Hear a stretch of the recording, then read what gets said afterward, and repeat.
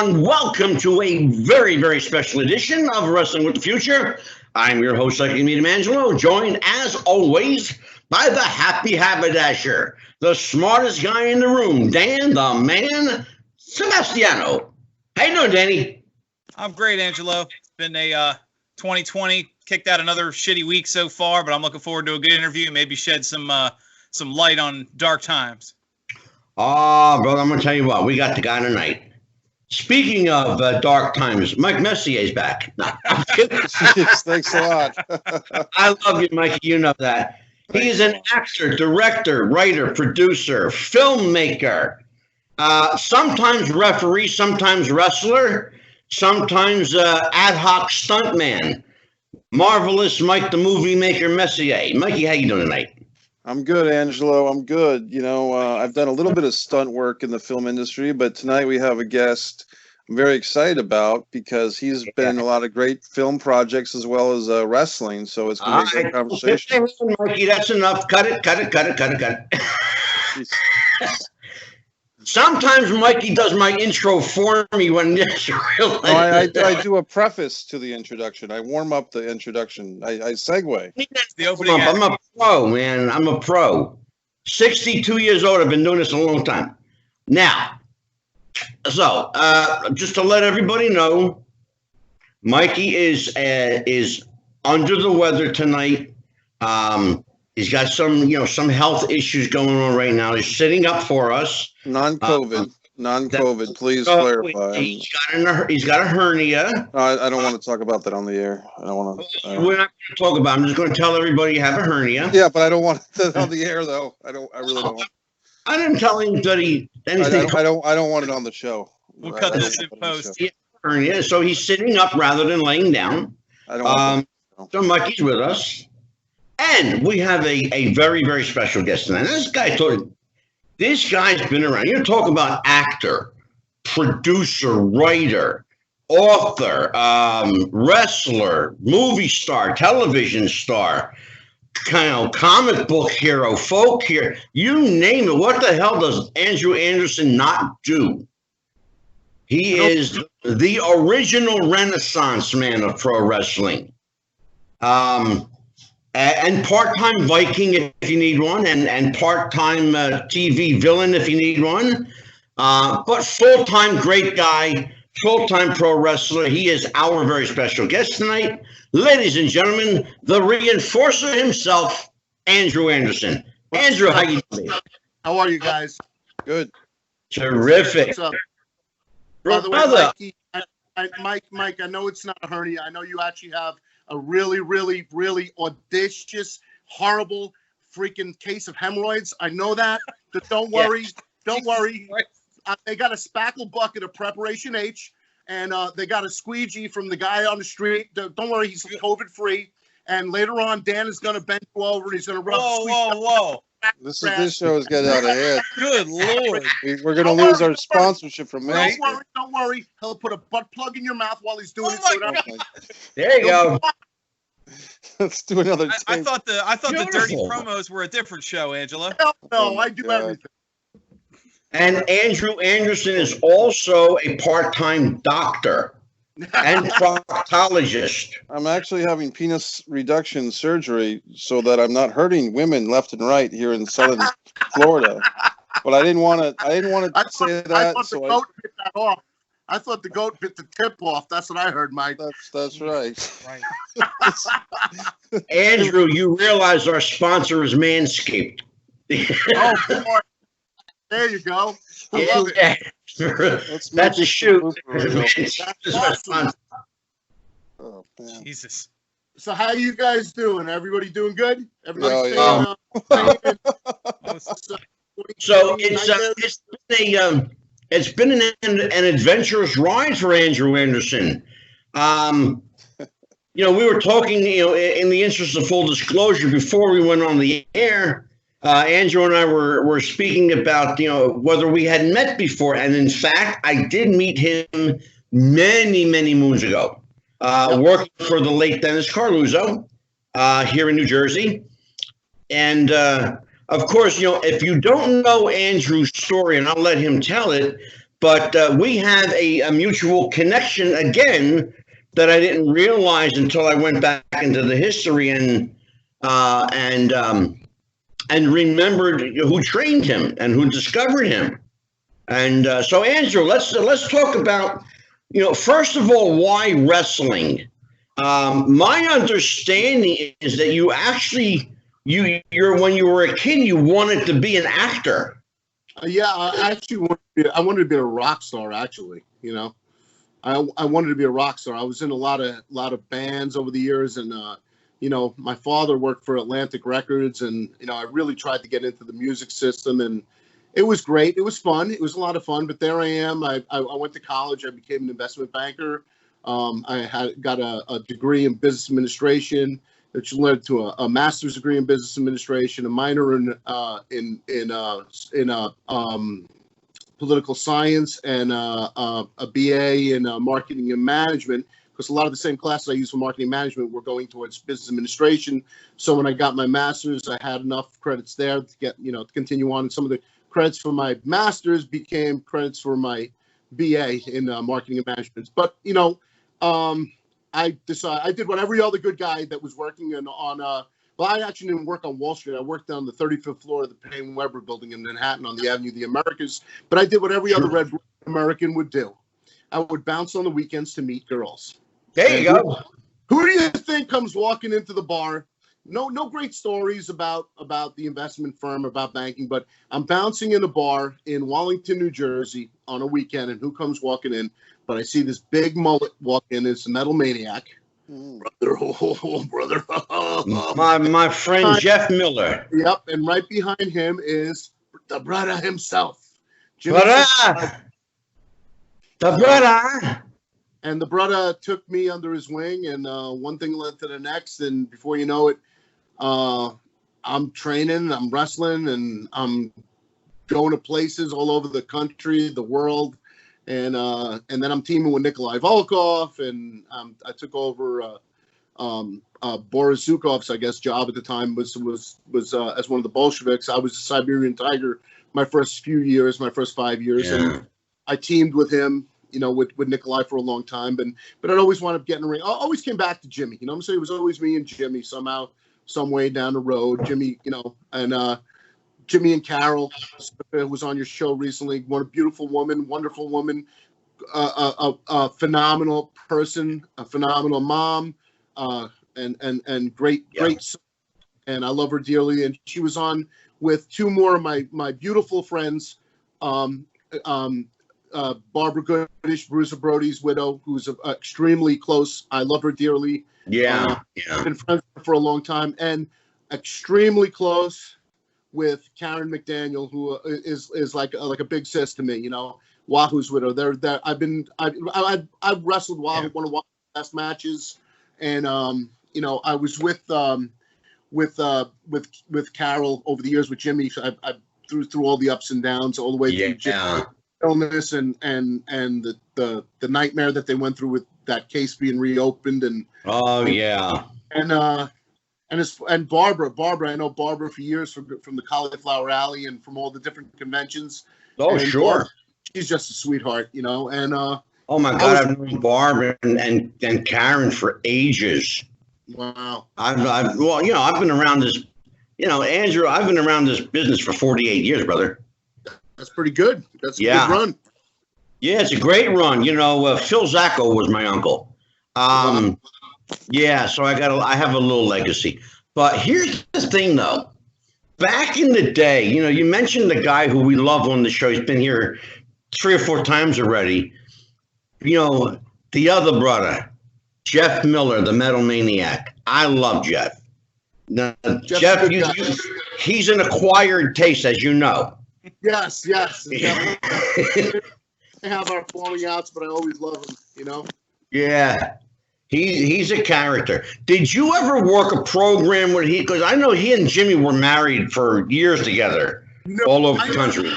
I actually this is one for this is a classic story. Okay. Jeff and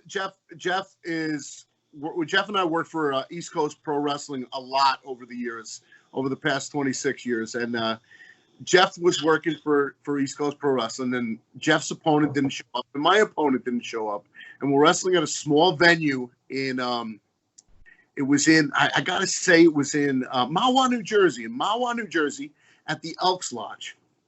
So the promoter writes it out. Jeff knows that at the time I was at the time. I'm still right now. I'm not going to toot that I'm strong in bench press and Buicks like I used to, because I haven't been in a gym since March, I think March 15th, like that. So I know it sucks for me, but back then I was a strapping young bastard, and it was it was pretty funny, And my whole routine was that I was a bench press routine, and I'd gorilla press the guy no matter how big he was in the ring. So I'd press him on my head.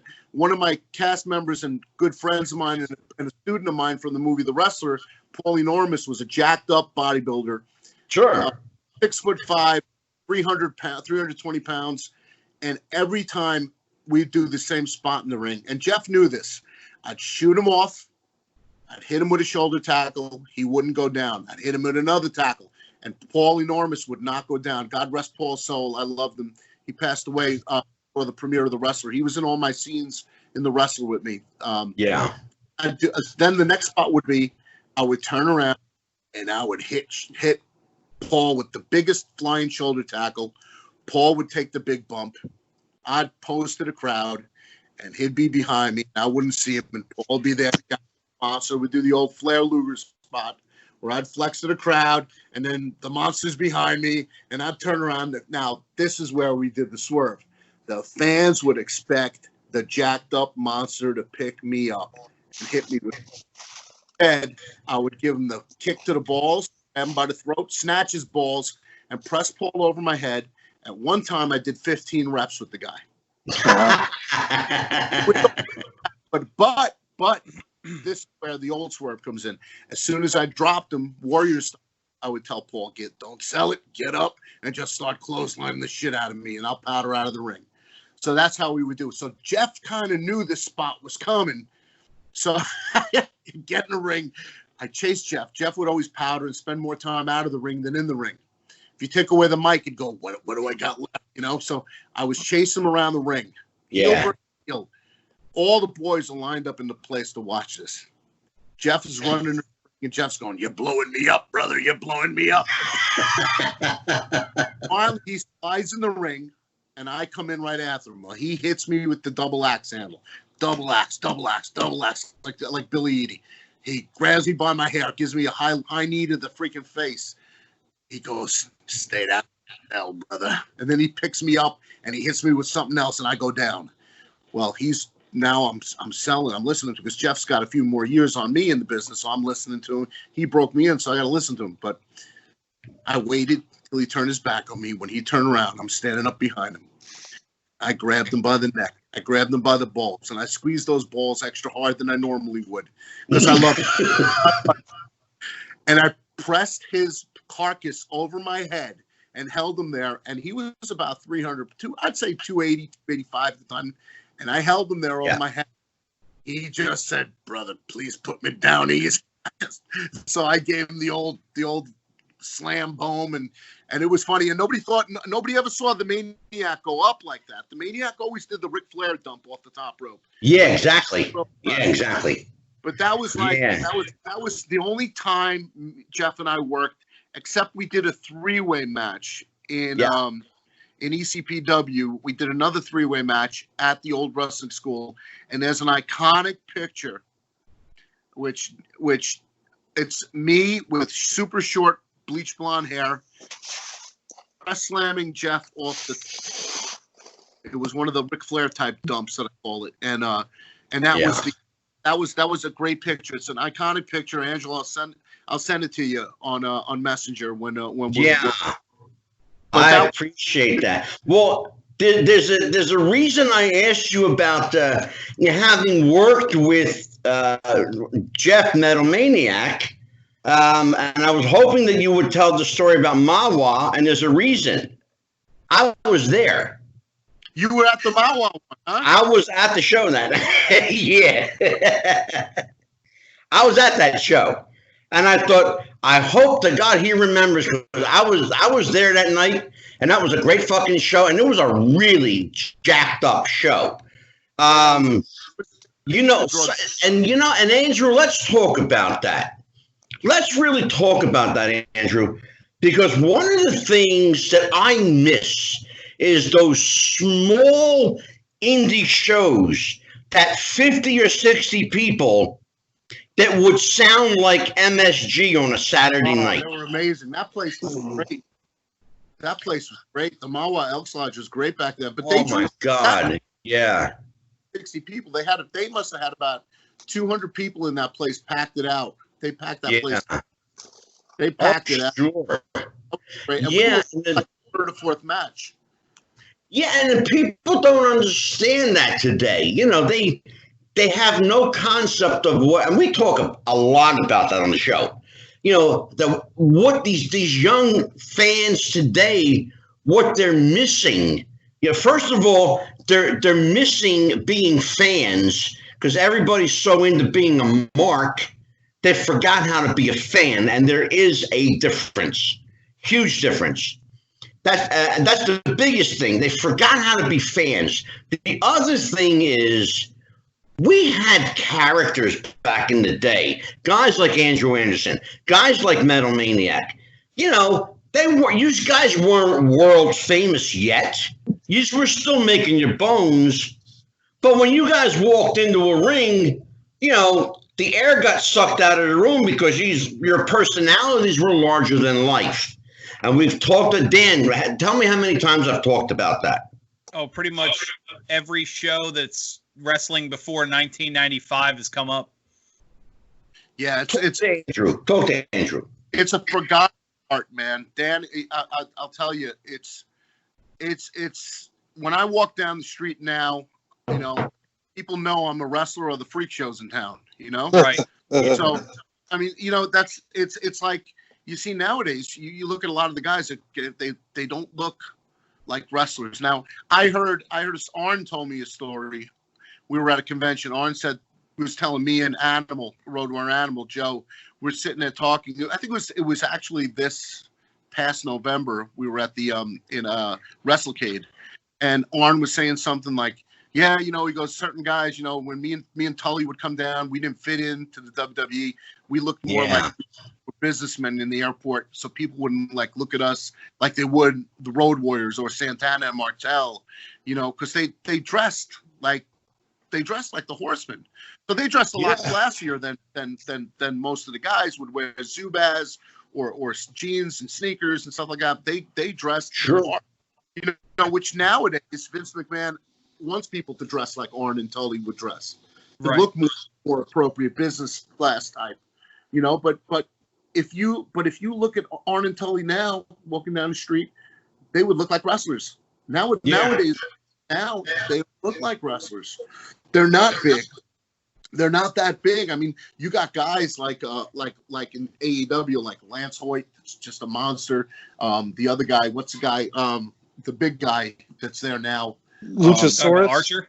Oh, yeah, Archer. I'm talking about Archer. Lance Hoyt. That's his name. Luchasaurus is a monster too. Look at that guy. I mean, those guys to the way, you know, wrestlers used to look. And and then the other guy, what's the other guy? Wrestled Cody in a cage on TV. Warlow, yeah.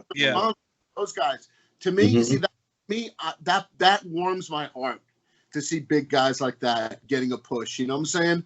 I like that. I mean, it's, to me, it was kind of, it was different. It was when I saw, look, the guy's beyond a phenomenal wrestler. Did a lot more than I ever could do. But when I saw his name, Brian Danielson, you know, Daniel Bryan, whatever they want to call him.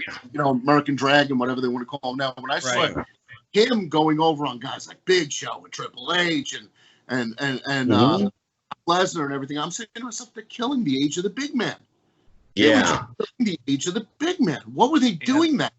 That was a point I brought up on a show. We actually had a similar conversation, and we were talking about NXT. At the time, they were building the different, obviously NXT, a lot of little guys, but they had Aleister Black, and they were kind of giving him the Undertaker style. He was towering over people with a big kick to the face. And Aleister Black's 5'10", and he was their big monster. It's like Drew. Now, and listen, I know some people are going to say, well, he never worked for WWE, so what the fuck is he talking about? But you know what? It's still it's that I'm talking now as a wrestling fan my whole life. You want to see the larger than life guys. You know what I'm saying? Everybody has their spot in the business, but I just didn't. That was the one time I couldn't get the booking. You know, I could not get that. Yeah. But well, I'll tell you what. Speaking of larger than life, Andrew, I got a surprise for you, brother. There's a gentleman on the phone with us tonight that wants to say hi. Who's that? Mystery guest. Say hi to Andrew. Hey, Andrew. Who's that? Mystery. Let me hear the voice a little more. Say a little more than a hey, Andrew. It's the Black Scorpion. Hey, Andrew, how are you? How did you enjoy coming to my food? It's Phil LaRusso, one of the greatest guys I know, man. I love you, Phil. How are you, buddy? I love you. How you doing, bud? I'm doing well. How about yourself? I'm doing great, man. Your sons look like they're doing really good, man. Isn't he, though? Yeah, your son lost so much weight. He looks great. And the other guy looks like he's happy and doing good. I'm proud of the boys, man. I'm always proud of the boys. Always glad to see you. You're a great father. You're a great role model, my friend. And Jimmy loved you. Jimmy Snuka loved you like a brother, man. I know. Thank you so much. Yeah. And you're looking good, too. You dropped a couple of pounds. You look great. Like 24 to 27, depending if if I had a big meal, drank a big freaking glass of water, or took a dump. You know, I'm sorry. Listen, Mike, sorry about the dumps. I know you're having trouble with that. Don't worry about it. The preparation H is in the spackle bucket right on the side of your chair over there. Don't worry about it. Dan will be there with the rub it in. It'll burn just a little, but don't worry. You won't scream because we have that apparatus to put in your mouth. You'll be fine. Mike Messier, you're going to owe Andrew a lot after this show. You're going to owe him a lot, brother. I can't wait to get sick again so I can get more help like that. Yeah, I know. Well, Phil, I tell you what, I wanted you here to surprise Andrew because, we're good like that. We love doing this to people. Andrew, I don't know if you know this, but Phil did a whole show with us talking about our buddy Jimmy. Oh, yeah. Phil, I don't know if you saw that show, but if you get a chance, you definitely take a look at the show we did with Phil LaRusso. It was a really great show. And we're going to have Phil's coming back with us in a couple of weeks.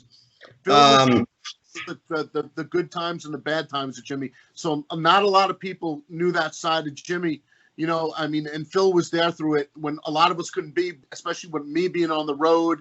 And I'd have calls to Carol, late night calls to Carol to see how he's doing, and and texting back and forth. But Phil was there through everything, and it was tough on Phil. It was on me when Jimmy moved to Florida, where he passed.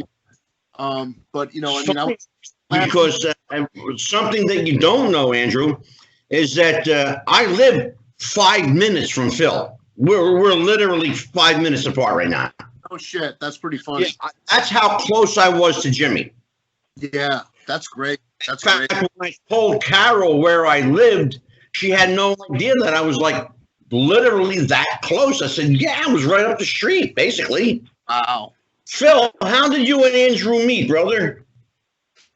Andrew and I once had a discussion. I don't know if you'll remember this. We were actually up in my memorabilia room, and we looked at each other, and we said, our paths seemed to have crossed at some point, but neither one of us could remember. But we kind of solidified our meeting in 2012 in Amsterdam. You remember that, Andrew? Yeah, at the Hall of Fame. Breakfast. Yeah, breakfast the morning after the Hall of Fame, and we just hit it off, and we've been close and in contact ever since. Wasn't Brutus with us that breakfast? Oh, you had Beefcake? God bless you, Jesus. Harold, Jimmy, and Phil, and I was with Brutus, and we were all sitting there. I think Stan Hansen was across from us, right? Sounds about right. Yeah, yeah. Stan was ahead, was over us, and I kept saying I remember saying to you, Phil, do you think Stan will lariat me if I steal some bacon off his plate? And every time Stan would turn around, I'd start creeping over to the plate, and Brutus would go, "Don't do it, bro. He's got a temper." Yeah.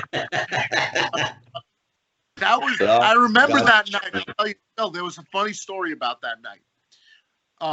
Brutus and I went to the bar. We got pretty freaking hammered that night. Really, really hammered. We did the show that night. The night before that. And Party night. And then we went to the bar, and we had a really rough night at the bar. And that morning, I just remember walking downstairs to the Hall of Fame, to the buffet, to the breakfast buffet, and Carol, Jimmy, and Phil were waiting for me at the table with Brutus. And we came down, and Stan was there with his wife eating. And then I just remember as we're walking in, looking like who did it and ran. And Nick walks over to us and looks at me and goes, he looks over at me and Brutus and goes, "Andrew, Edward, somebody had a rough night last night. You two definitely do not look the cats that cream." And he walked away. And that was Bockwinkel. If you knew Bockwinkel, that was Bockwinkel. And he walked away. And Brutus looks at me and goes, "Oh, fuck him. He don't know how to party." that was funny fucking story. And then we decided to eat our hangovers away. Phil was there with us. So that was a good time. And me and you had some good conversations that night. I think my aunt was really ill at the time, remember? I do, yes. Yeah, I remember. One of my aunts. I remember how close you were to her. Yep. So it was tough. I had two aunts who raised me, and my first aunt, Marissa, was the one passing away. It was around 2013 or 14, right, bro? Right, Phil? Yeah, if I remember. And then just past July, it'll be a year in a few days that my other aunt, my aunt Anya, died, and I was in Louisiana wrestling, and she was in a nursing home, and she passed away. But I took care of her. No regrets, bro. No regrets, guys. You know. So. But well, I'll tell you what. I so appreciate you, Phil, for doing this. I always like to surprise our guests. Sometimes it's just a phone call from a friend. Sometimes it's just a quick hi. Sometimes it's I thought Angela had my ex-wife calling up. Woo, that would have been a good one. Fuck. Well, Phil, we're going to talk to you in a few days, brother, right? Sounds good. Good. All right, my friend. Because we got you coming on, next week or the week after? Something like that. I know we got you coming back on.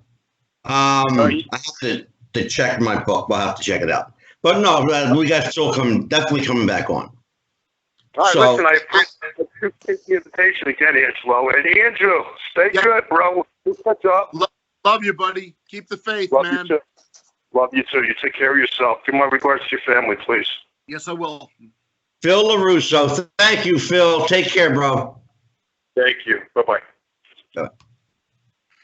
Great guy. Great guy. So now I'm wondering if I'm going to be able to make it to Texas again. It looks like I'm not going to be able to make it to SWE Fury tapings. A great promotion that I work for in the Dallas-Fort Worth, Plano, Texas, and Point, Texas. Yeah. And because the COVID, it's screwing me up. Not going away. Well, I was just about to ask you, and I'll let Mike Messier pick up on that. But yeah, I mean, I know just from me, I've lost like 4 bookings already for different conventions that I was booked to be at. I can imagine not only conventions that you're losing, but shows to wrestle on. Mike, you and Andrew talk about what's going on. Andrew, not only are you a wrestler, but you're an actor, and the film industry has been also drastically affected by this COVID-19, this horrible thing that's going around. And but as a wrestler who's really an entrepreneur, an actor, a wrestler is an entrepreneur, and it's so counterintuitive to have social distancing at a live independent wrestling show when the whole idea is to pack as many people in as you can and have a great time and sell out an arena. So for these groups, basically only two, WWE and AEW, that have the advantage of network deals in place, sponsorship in place and everything. All they have to do is basically supply programming, which may or may not be well received. For guys in a position like yourself, what toll has this taken on your career? What things are you doing? I know you're getting some residual checks through acting and the acting union, which you've talked about in previous interviews, but just being a guy who likes to be active like you do, how is this affecting your life, your career, and what are you doing to cope? Well, my youngest daughter, who I live with, she's starting to hate me more. Now, and I get a lot of dad, or I get a lot of dad. Shut up, dad. So, but no, it's really hard. I mean, I just try to, a lot of my income is made from personal appearances as well as wrestling. So, I was just talking to Brian Knobs and Jerry Sags about it, the Nasty Boys, and we were on the phone the other day, talked to the both of them, two of my closest friends. I love them dearly. And Sags was saying, the fucking selfie is out of the picture now. You're not taking it unless you're wearing a beekeeper's outfit and the guy's wearing a hazmat suit. I mean, right? Yeah. What do you do in a situation like that? Now, what are we going to do? Have sneeze guards, plastic, plexiglass over the tables now? Andrew, that's a really great segue, because here's what's happened now. Here, wrestling has never heretofore been affected by, the quote, the outside world, unquote. Now, for the first time, I think ever, wrestling is having to deal with, the reality, this fake business, quote unquote, fake business, has to now deal with the very real life reality of, infectious disease and airborne illnesses and people literally, fans unbeknownst who could get you sick, like really, really sick. Right. To the point where, I mean, it's crazy. I was supposed to be, tested for SWE Fury tapings on July 3rd, and then for the global reunion run by Alex Porto and Pro Wrestling 2.0 on the 5th. And it didn't happen because lovely governors of New York, New Jersey, and Connecticut have decided that all your personal information must be given to them upon arrival at the airport and departure at the airport, and therefore they're in a pissing war with the governors of Florida, of California, Texas, and we want to quarantine certain people. So, it's not every state is doing that, but New York and New Jersey, Connecticut are doing it. I think Pennsylvania also.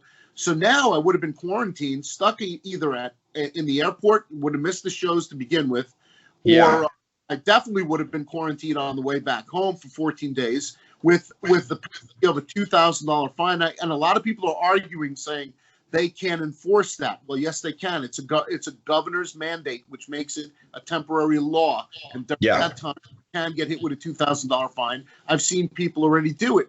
They do random checks on you to see if you're home. Now, all right, is it comparable to a communist or a socialist state? Yeah, it's kind of scary how we've fallen into this like sheep, and dominoes in a row, and all of a sudden now we have to comply. All right. Am I all about wearing a mask? Yes, I'm willing to wear a mask. Am I willing to get a vaccination? No, I'm not going to get a vaccination. All right. I don't believe in it. I think there's a lot more going on than meets the eye. And absolutely. I think, and look, I was born I was born a good Christian, a Catholic kid. I was raised for Catholic schools. So, I'm not exactly the best. I'm not exactly a Bible thumper, or I'm not one to preach, because look, I had my own pitfalls and my own demons and whatever, so to speak. And you'll read about that in my upcoming book, which is not. We'll talk about that later, guys. So, sure. But in the meantime, I'm finding the close parallel lines between the Book of Revelation and the Bible, and what the hell is going on now? And I'm just thinking to myself, holy shit! You know what? I never thought of this stuff. I was always a big Iron Man fan. 666, the number of the beast, baby. Yeah. Bruce Dickens. People, you know what, Andrew? It's funny you say that, because we had this conversation. We actually did a whole show on exactly what you're talking about, and I've got a series of 4 more planned. My guys are just now finding out about this. Surprise, fellas! Sorry, Dan. Listen, but here's the deal. Here's the gist of it. No, you're not far off. You're not far off the mark at all. But again, and I tell people, don't worry about it, because if you read the end of the book first, we win. So there's no need to read the rest of it. It's that simple. One way to look at it. It's the only way to look at it. It's really the only way to look at it. Read the end of the book first. We win. From my phone, I just got to get a charger. So if I kind of black for a second, it's only because I'm looking for absolutely go ahead. My charger. Sure. Well, I'll say that. Yeah, it's a scary thing. Hold on. Sure. We're still with you, Andrew. Yeah. While Andrew's getting his phone charged, I'll just say that. A lot of people we'll do Mikey, and then we'll do Dan. Okay. Sure. I'm here. Okay. Coming back. Take your time, buddy. Just a lot of people have various viewpoints on vaccinations, on civil liberties when it comes to wearing masks, not wearing a mask. Some people say, if you notice, a lot of places that you go to, masks are recommended but not required. And I think there's a lot of places that legally, and look, I'm wearing the mask, but there's a lot of places that are probably not sure what to do, because between the federal government and the state governments, people are kind of confused. We've never been through something like this before, and we're 4 or 5 months into it, and we still haven't figured it out, and everybody's still not on the same page. And I don't know if we ever will be on the same page. So while other countries are kind of getting over the hump, we're kind of getting rehumped.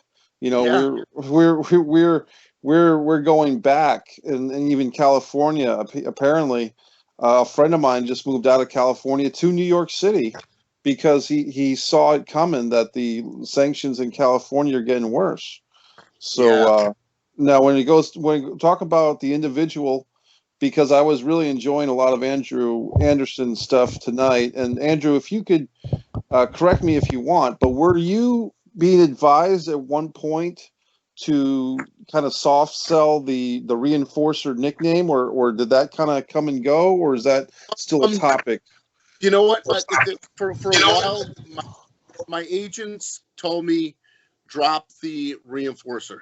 My agents for the acting portion of my career. They told me you have to drop the Reinforcer. We don't want you to use Reinforcer. So on my acting, can you hear me? I'm getting an echo. I'm getting an echo on you. Mm-hmm. Yeah.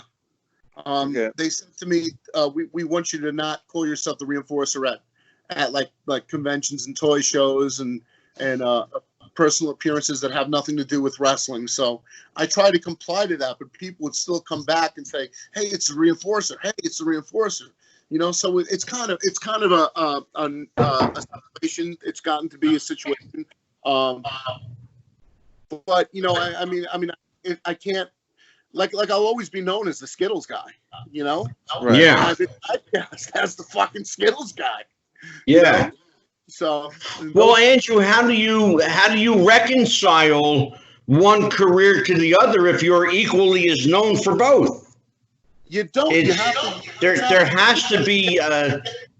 Well, I mean, but isn't there a happy medium? Dan, help me here. There's got to be a happy medium somewhere.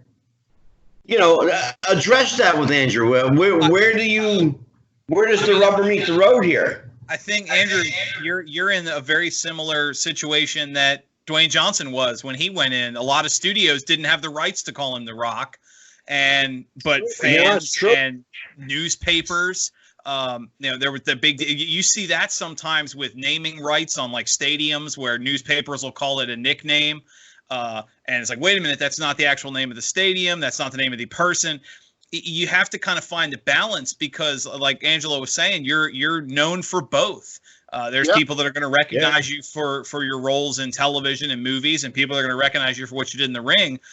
And sometimes you just kind of, like, I hate to use the example, but like they did with Dwayne Johnson, just kind of studios just kind of give up on it. If a fan runs up to you at a movie premiere or a toy fair and says, "Oh, Jesus, it's the Reinforcer. I loved your match." Well, I mean, you can't shoo him away. I mean, you can't take a selfie with him anymore, but you can't really shoo him away either.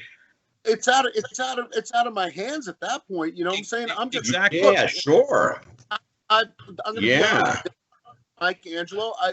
I'm not a WWE guy. I never wrestled in that grand theater, as you want to call it. You know what I'm saying? And I admit it. And I'm not afraid to admit that I went ahead and I forged my own career and I made a mark in the professional wrestling business. Just like the Metal Maniac did, Tokyo Monster has, and all of us. A lot of indie wrestlers now have become the new stars. Now my career is not. I've never been the best wrestler on the planet. I've never been the greatest wrestler. I've been a brawler. I wrestled when I was a lot younger. I wrestled a lot more with doing spots and stuff. But I wrestled. My career the way I've gone through life. Yep. I learned to update myself with the times. There's a difference. Here's the difference, though.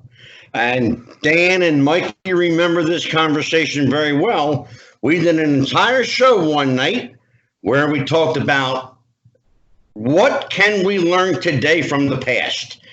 You said something important a few minutes ago, and I'm not going to let it go without addressing it. You don't have to be the greatest wrestler. Right. You don't have to be the best looking guy. You don't have to be built like Batista or look like Roman Reigns or have The Rock's charisma. Mm-hmm. You have to have one thing, a personality. Yep.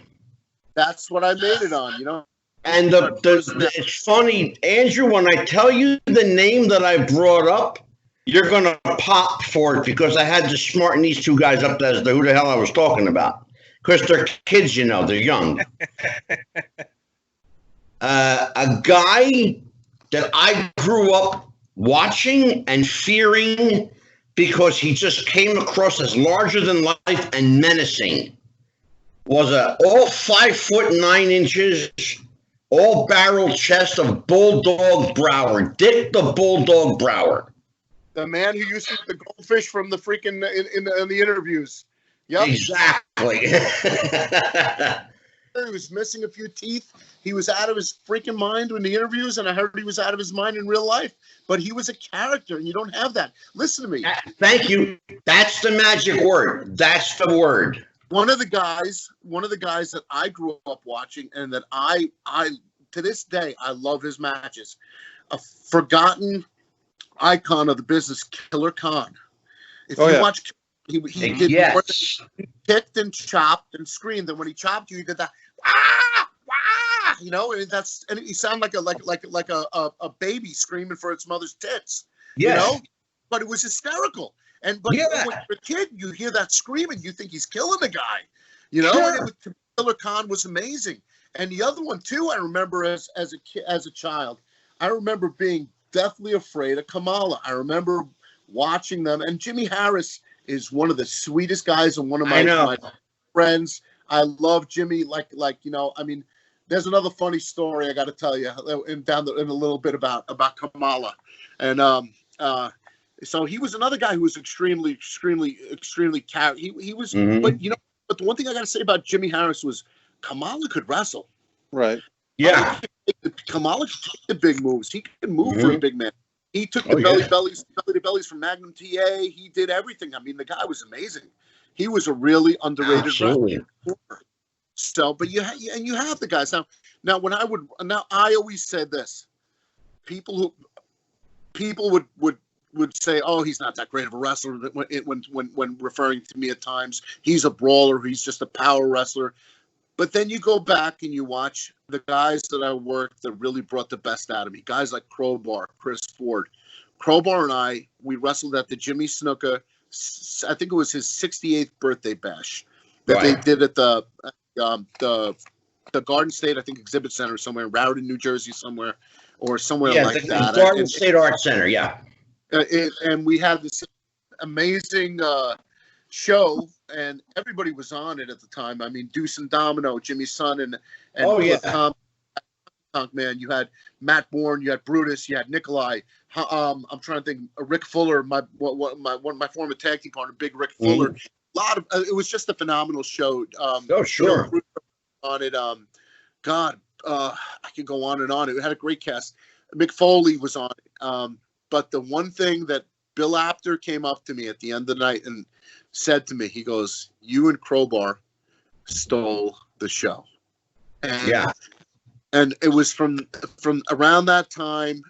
That was around 2011, and during that time, I'd say I really peaked as a performer between 2005 and 2011. Out of my 26 years to 2012, I'm not saying it's all downhill from there, but I mean, well, no, of course not. Hurts the body. I mean, Andrew, we can look at the history. History is a great barometer. Okay, I want you to think about something. Bruno Sammartino was not a great wrestler. No. He could not wrestle scientifically. He had no interest in wrestling scientifically. He was a brawler. Punched and kicked. But what is he known for? Arm drags. He did a lot of hip tosses, arm drags. Right. I've seen matches where Bruno actually would work more like a Backlund style when he had to. When he had to. And that's where if you watch Hulk Hogan and you watch Hulk Hogan's 1980 matches from 1980 to 83 in Japan, you watch his match with Antonio Inoki, you watch his matches with guys like that, you see him teaming with guys that over here they were saying were undercard guys like Iron Mike Sharp, and Rene Goulet and guys like that. They were Hogan's top-tier tag team partners, and they were working. Oh, yeah. And the moves that Hogan was doing was wrestling. He was moving. He was wrestling. So I've always said that Hogan was a great wrestler. He just did not have to be a great wrestler. His career and his charisma. It's funny you say that. We actually addressed that on the show, Dan, 3 weeks ago, 2 weeks ago? Yeah, a couple weeks ago, we were talking about styles and in-ring character. Specifically, Dan, remember talking about Hogan, right? The way he wrestled in Japan and the way he wrestled here. Right. That was actually brought up. See, the reason I brought up, Bruno as being a brawler, he basically was, he did some arm drags, hip tosses, that sort of stuff. Yeah. Very sparing, very, very rare. But here's the thing. For a guy who couldn't really wrestle, he was one of the greatest champions of all time. Not because of his skill, because of his personality. Yep. Okay?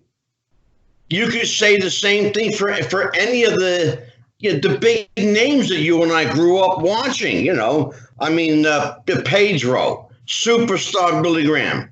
Although Superstar Graham was jacked up too, but not a terrific wrestler, just a big musclehead. He was a terrific personality. Yep. That's where I'm going. Exactly.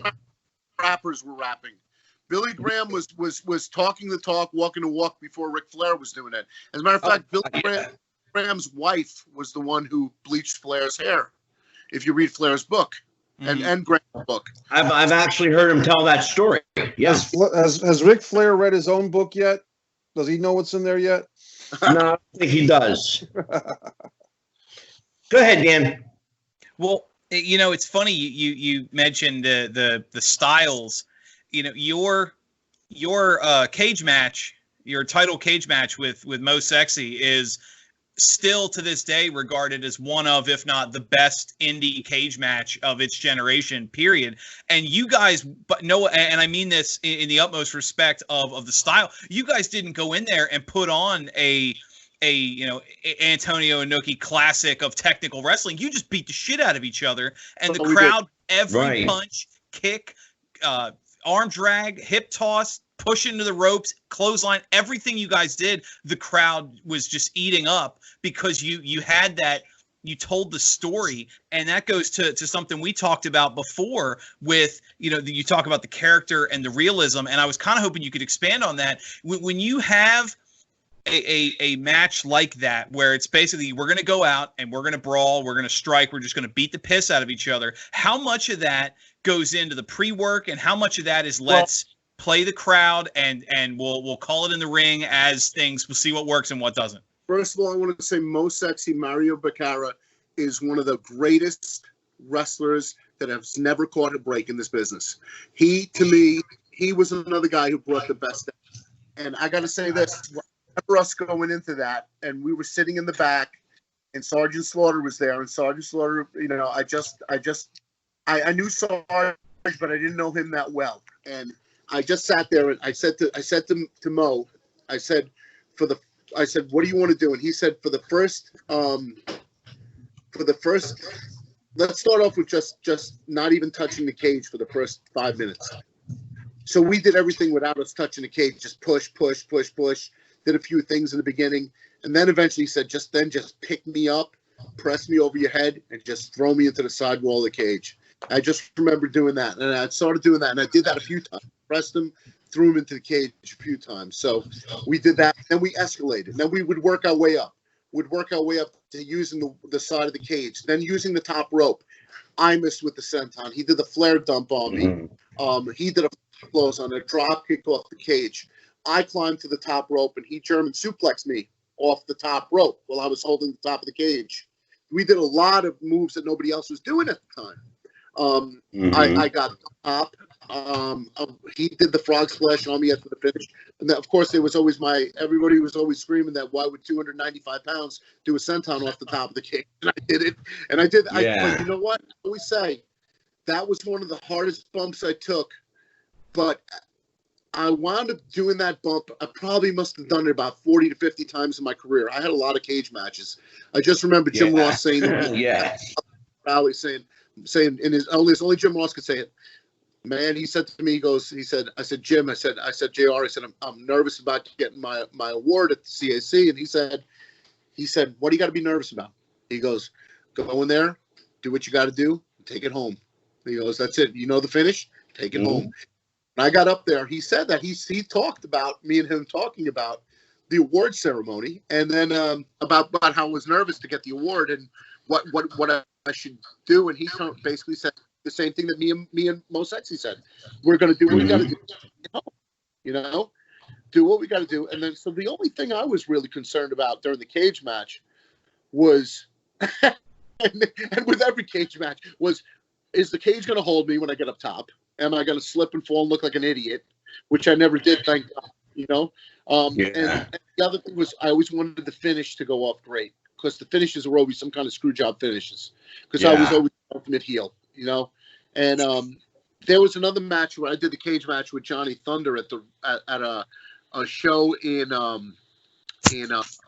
Montclair State University, and I did the on that one. And I just remember Johhny rolling in as I was already taken off, and he was rolling in because he was so dead set against me flying off the top cage at him, and he went in like about 4 seconds too quick, and I was coming down. I was like, oh, you fucking move, but the match was phenomenal too. That was another good match. That was. Andrew, I have another surprise for you. Oh boy. We have a friend of yours joined in the call tonight. Mystery guest. Tell Andrew who you are.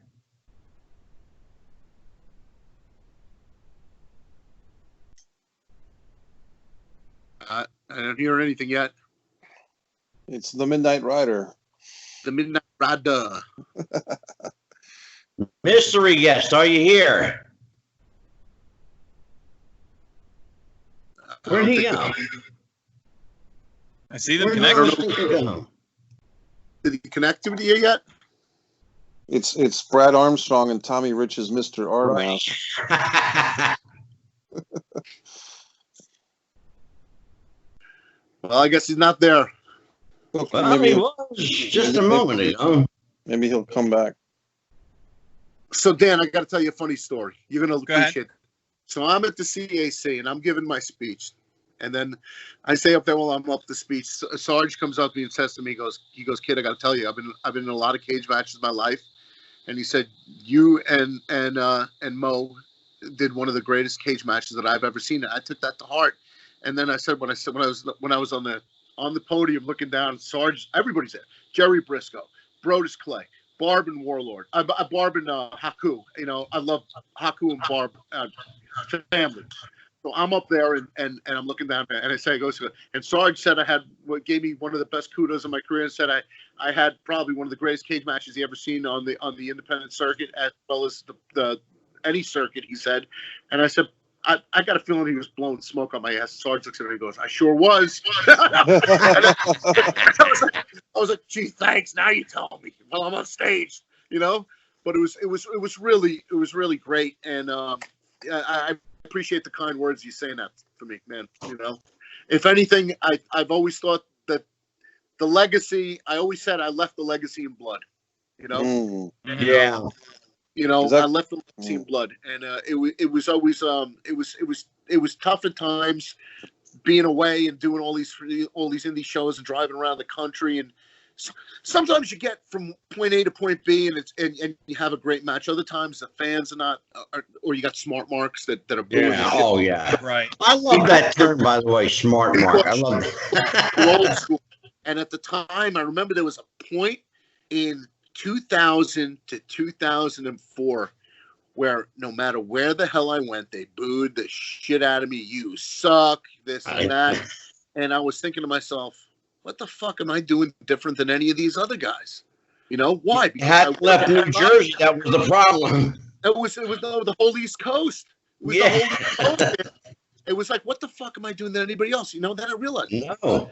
I'm starting off with a fucking lockup, or I'm blindsiding the guy. I'm raking him through the ropes. I'm doing old school shit, and that's what it was. But then old school became a fad. Everybody wanted to see it again, and I think now more than ever they want to see old school shit, you know. And that's why a company like Brian Knobs' Legends of Professional Wrestling brings back a lot of the old timers and stuff like that. I think that's why they thrive and they draw 10,000, 15,000 people in Detroit and at City Field.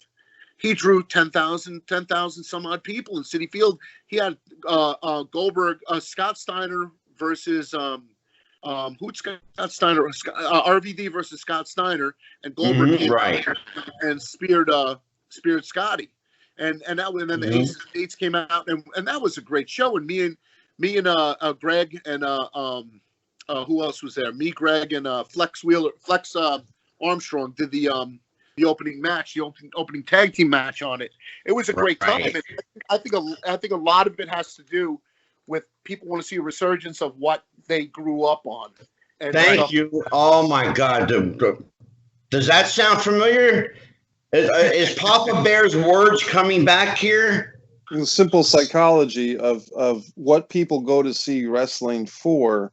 Thank you, Mikey. I think it somehow got lost. And look, you know, Shawn Michaels was a great wrestler, but then the Young Bucks trying to do. Hey, Shawn Michaels did one super kick a match. Now these two guys, the Young Bucks, as enthusiastic as they are, and they're good businessmen too, but for them to do 30 super kicks a match.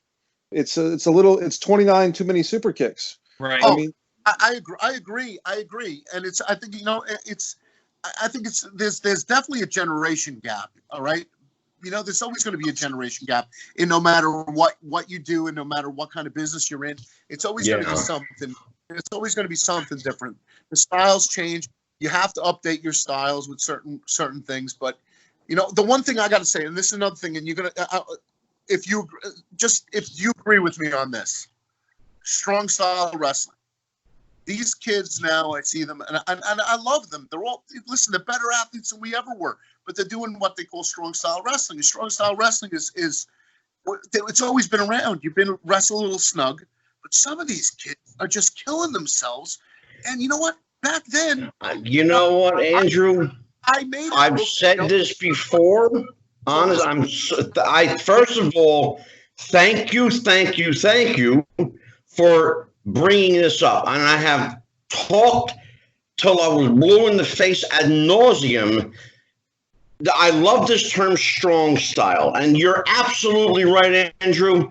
The athletes today are far better athletes than the guys of our day. But here's the difference. You don't have to be an athlete to work. They don't know how to work. Yeah, that's the difference. They don't know how to work. A lot of them don't know how to work. Them that do know how to work are just spectacular when they know they're athletes and they can work. And, you know, not everybody can be Cody Rhodes. You know what I'm saying? Not everyone can be Nick Aldis. You know, those guys can work. Nick Aldis is amazing. And I think he's one of the greatest NWA champions I've seen in a long time. You know, and I just think he is just amazing. And James Storm, those guys can work. So I watched the NWA, and a lot of people say, okay, the NWA was hokey, this and that. It's getting hokey with the whole product now. I think it's great. I love it.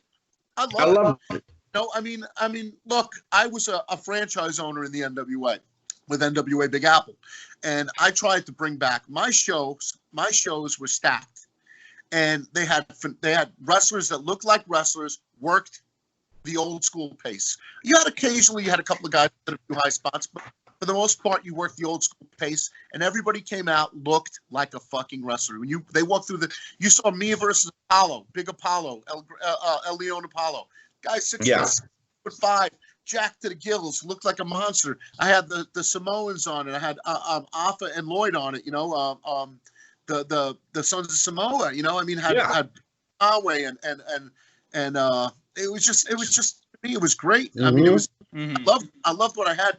I wish I could have ran with it a little more. I wish I would be able to contribute more to Billy Corgan's product. That would be great. You know, I mean, freaking my buddy Rick from Alabama keeps blowing up my phone with texts. I don't know why. Right. But, I don't know why. He's just put the do not disturb on. I don't know. This is serious business. I just keep clocking him out. So I guess I could do it through there. Yeah, maybe there. Andrew, I have a surprise for you, Andrew. Hey, who's that? Surprise. Who is that? Let me see. I can't see you, so you got to get in the middle of the thing. You probably don't recognize me. I don't recognize you. So, do you remember in November when we were at the signing with what's his name up in Pennsylvania, Allentown? Knobs. I was there with Animal. Yes, you were there. That's right. You were there with Road Warrior Animal. Okay. What's going on, buddy? How are you, sir? I'm good, bud. I'm good. I just got Joe. I got Joe that booking up in for Southwest Wrestling Entertainment in Texas a few weeks ago for July 2nd that weekend, July 3rd. So. Yeah. So we brought Dave in here to surprise you, and well, yeah, I just Bud Carson's final thing, right? The last thing he did before the COVID thing. That was in November. Yeah, I remember that. That was a great time. Yeah. Butch Reed and Ron were there, and everybody was there. It was a good time. Yeah. So, how you doing, David? I'm good, Angelo. How are you? I'm wonderful. We were just talking about my favorite subject: wrestlers that look like wrestlers. Wait, what? Why would you call me for that? I didn't call you for that. Well, I called you for something else. We're going to talk at like 35. Say I missed it, Dan. What did he say? I missed that. I didn't hear it.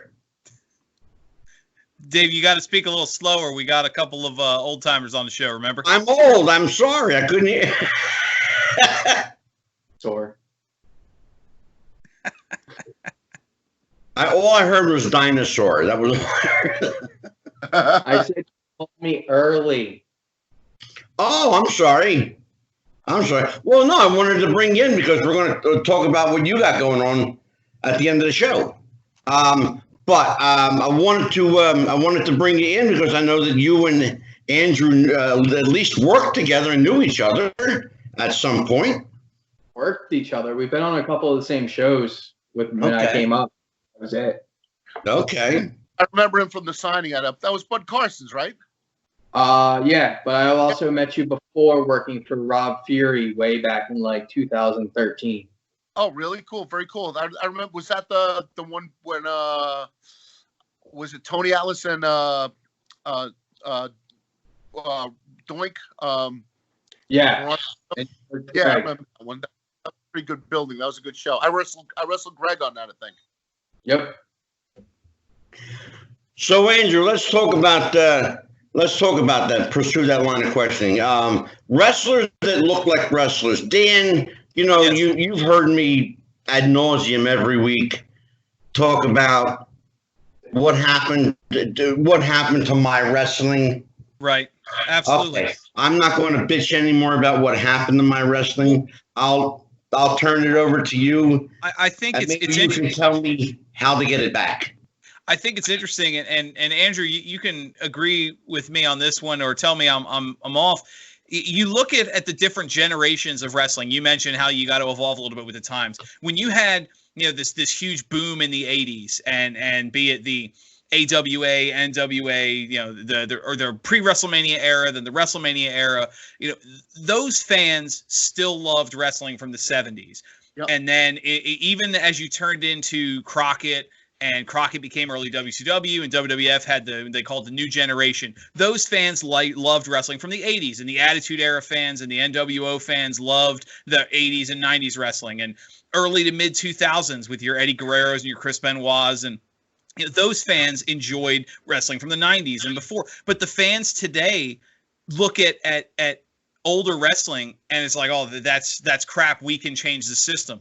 I can't picture the Young Bucks watching a Bruno Sammartino match and going, that's what wrestling should look like. These guys transition to a stunt show. They're dancers, they're performers, and what they end up doing is they look like kids who pretend to be wrestlers, and it's not wrestling. It's clearly, very obviously, these guys that are, I don't want to say pretending to be wrestlers, but they're trained to be a character. The Young Bucks are the Young Bucks, and that's it. That's all they can do. You had guys from your generation and before, you could put them in the ring with somebody like a Giants Haystacks, or put them in the ring with Bam Bam Bigelow, or put them in the ring with a smaller guy like you mentioned, like a Daniel Bryan, and you get a good match out of all of them.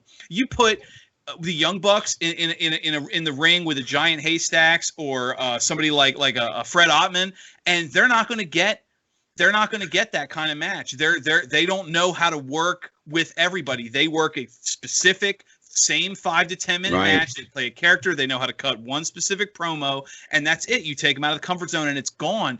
The wrestling side has gone over to this transition of the performer, the stunt show. You mentioned guys taking risks. I mean, I've seen matches, a power bomb off the top rope through a table full of light bulbs is not the finish. Yeah. Or, like Mike mentioned, 20 super kicks and moves like the DDT and the superplex. That's not wrestling. They used to be these defining moments. I'm sorry, Andrew, go ahead. No, the moves like the DDT and the spine buster and the brain buster and a pile driver, they're kick out moves now. They're not even changing heat spots. Exactly. Right. Exactly. They used to be finishers.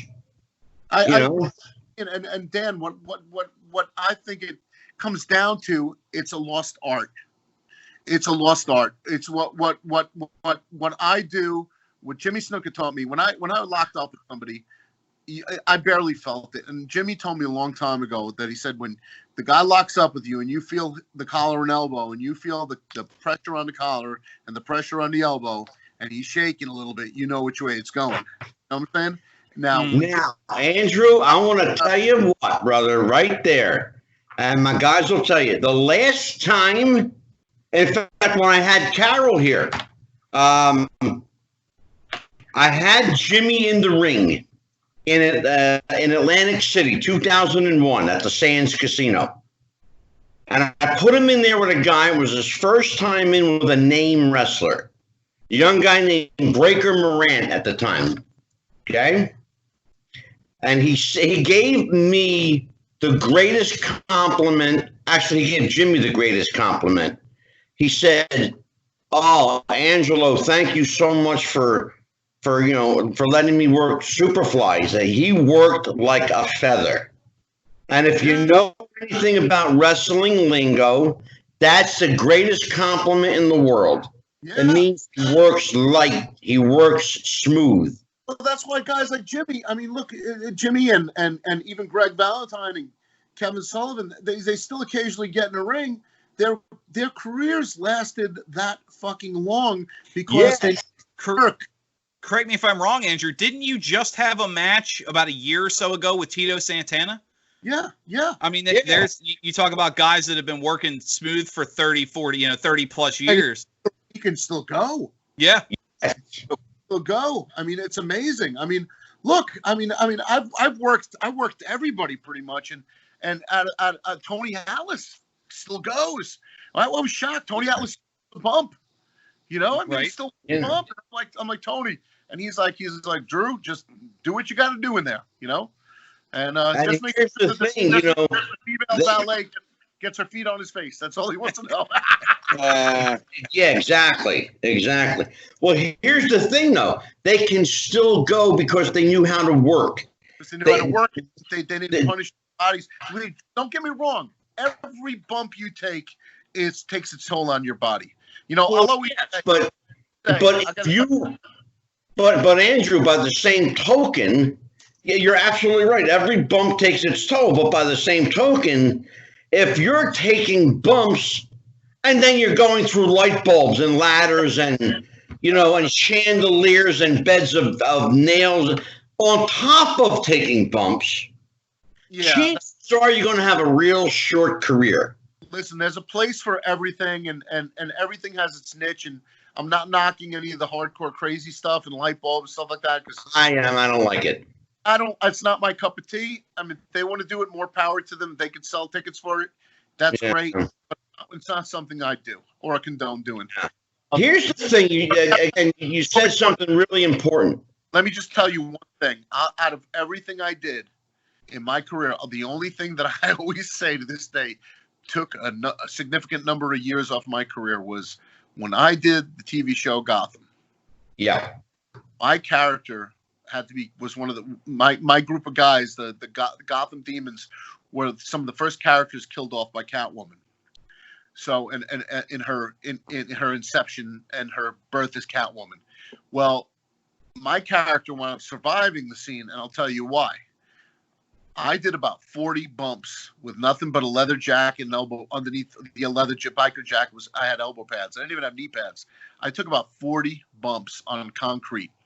They couldn't put any padding down there because they wanted it to look like inside of a garage. And I took about 40 bumps on the concrete, back bumps. Yeah. And one after the next. Shoot. The whip pulls the gun out of my hand. Bump. Then boom. Selena shoots me. Well, the best part was that I did 2 takes in the middle of all that where I take a shot and land off the side of an old 57 Chevy and it slide down and die. That was one of the ones they used. 2 takes, and they used the ones where I'm getting shot, my feet thrown up in the air, landed on my back, and then we'd have to reshoot the scenes where I'm running. First of all, I always said that took so much off my body. I mean, I was grandfathered into the stuntman union because of that, but still, because they had nobody do my stunts. They had nobody at that time, So for that episode. Absolutely. But that kind of segues into a couple of things. I want to go in one direction, and then because you and Mike Messier are both from the world of film and television, I've got a question for you, But you talked about Jimmy breaking you in and teaching you, and you had some great teachers. Where are all the great teachers now? Who are the great teachers that we still have? Well, that are still around? I think that Mr. Italy, Gino Caruso from East Coast Pro Wrestling, he's still a great teacher. He's a great teacher, and he was, he knows what he's doing up there. He's very, very, very great. Can I tell you something about Gino? Yeah. I called Gino today to have him call in and surprise you. And he never got back to me, the bastard. How's that for a surprise? I know Gino Caruso very well. I'm trying to get Gino to call you in tonight.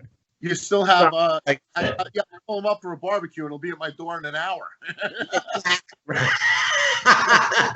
with a bottle of red wine, though that swill he calls wine, and Yeah, right. But no, seriously. Gino is one of the great teachers still out there. I know that a lot of kudos go out to Alpha Senior and Samu, who still teaches people at WXW and I guess in Pennsylvania and Hazleton. Yeah, Pops, sure. Pops in Florida, and Sika still teaches people in Florida. I know that. You have a bunch of trainers out there, wrestling schools out there right now. I know you have Danny Cage at the Monster Factory. Always, he's had some great Louis Martinez and QT Marshall the business. There's a lot of wrestling schools out there that are out there. I mean, I can't say who's a bad trainer and who's not. But I know that there's a lot of really good trainers out there. Yeah, we've actually had Danny.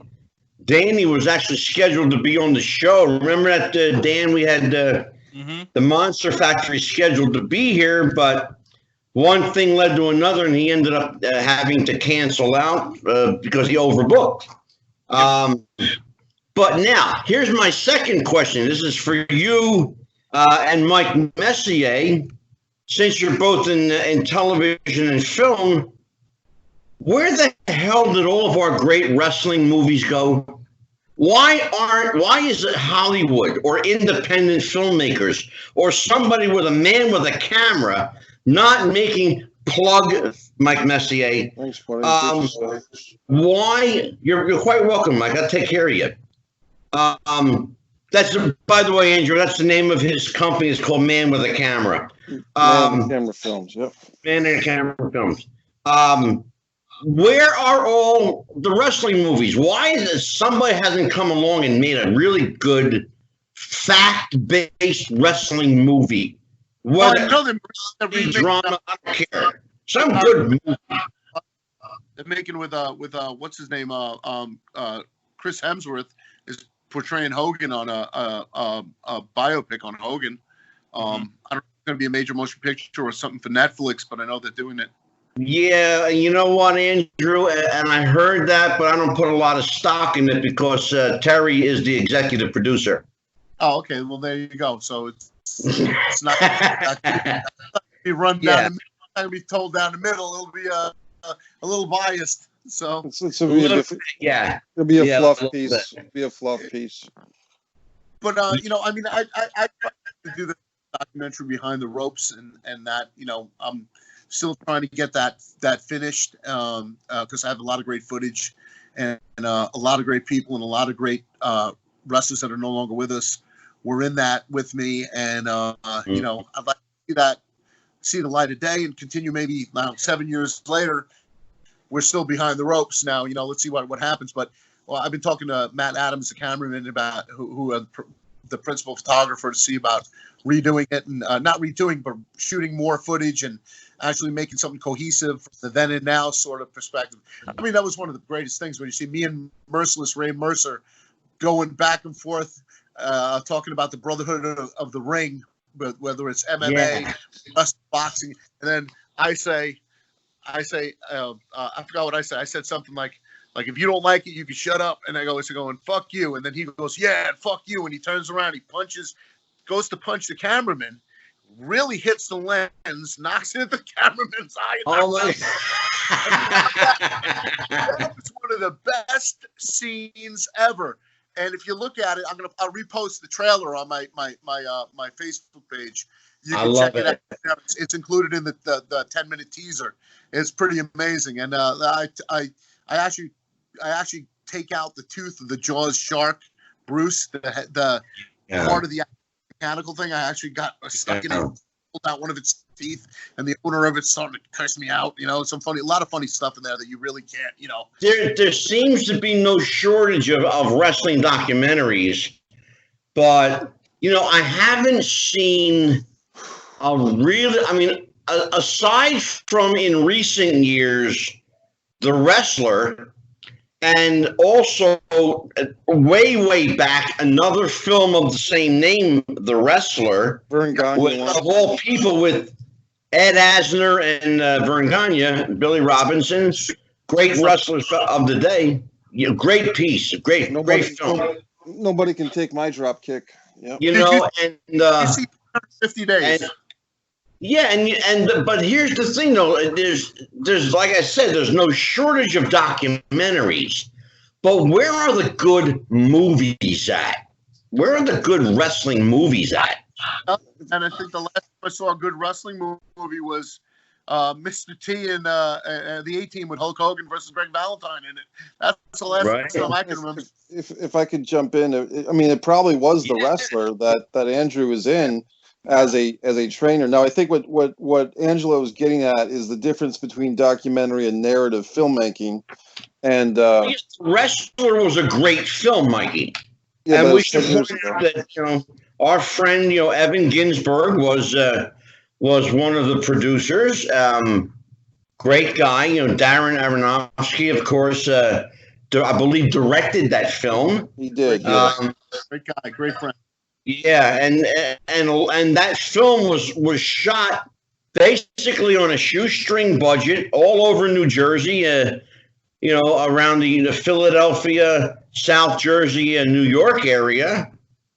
Basically on a pocket change budget, and ended up winning Academy Awards. Well, Academy Award, won a Golden Globe. Oh, I'm sorry. You're right, Andrew. I thought it won an Oscar for screenplay. I could be wrong, but gotten some of the screenplay. I know it won a Golden Globe. I'll tell you what. I think it would have gotten the Best Picture or Best Actor award. Mickey Rourke might have gotten it, but I think part of it, what happened, Mickey was kind of.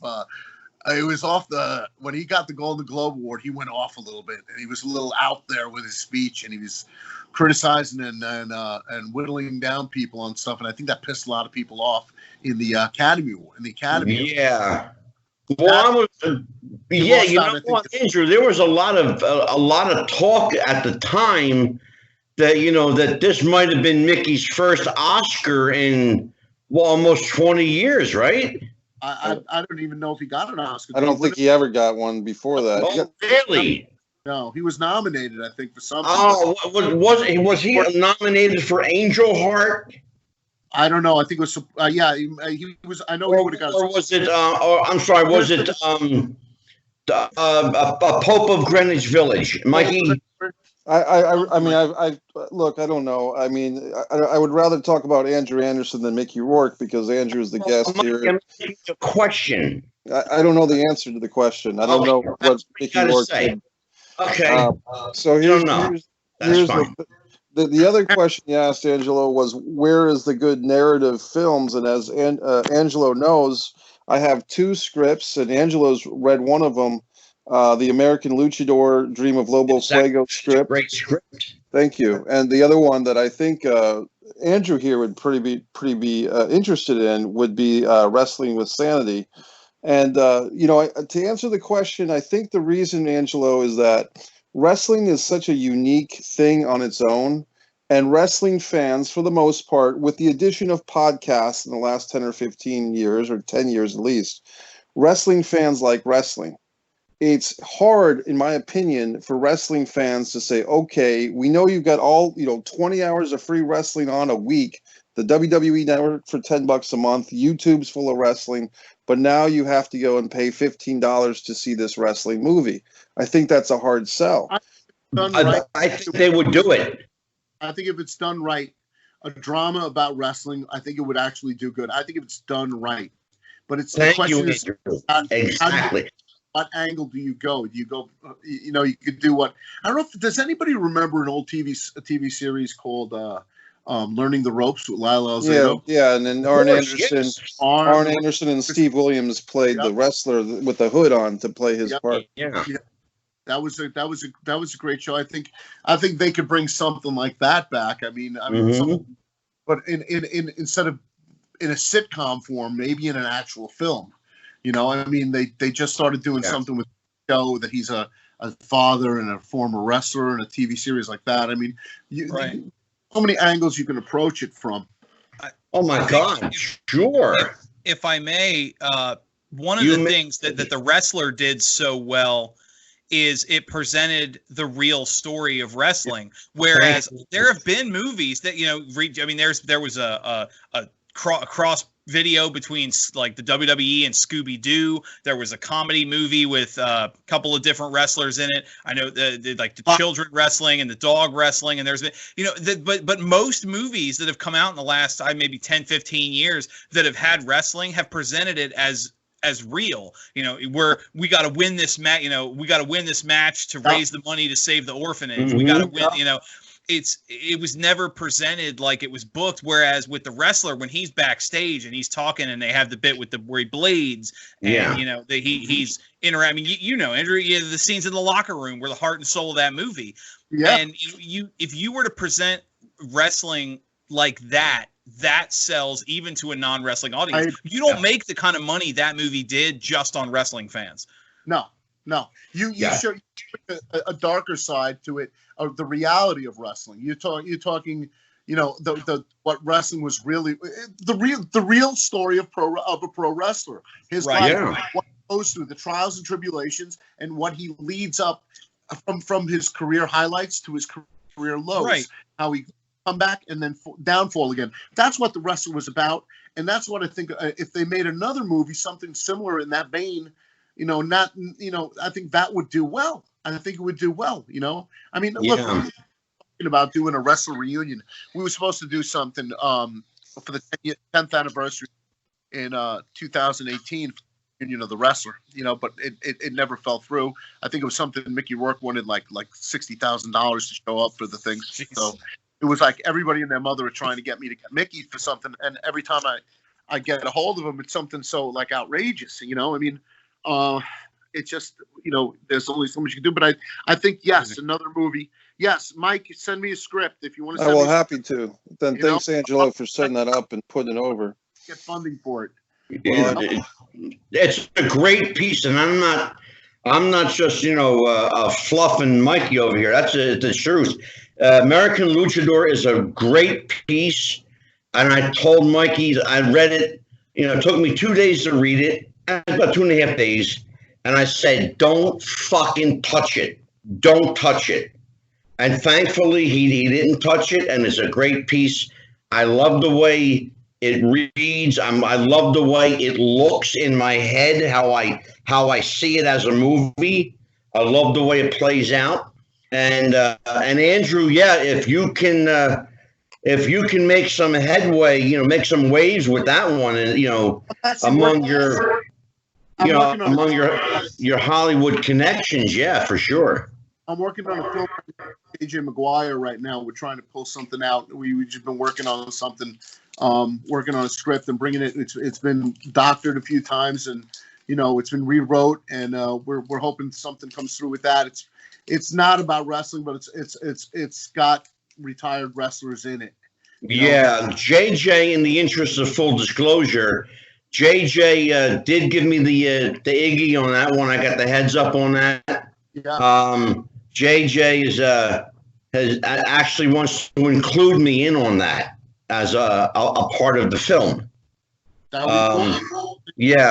I'm not gonna jinx that by telling anybody what it's about.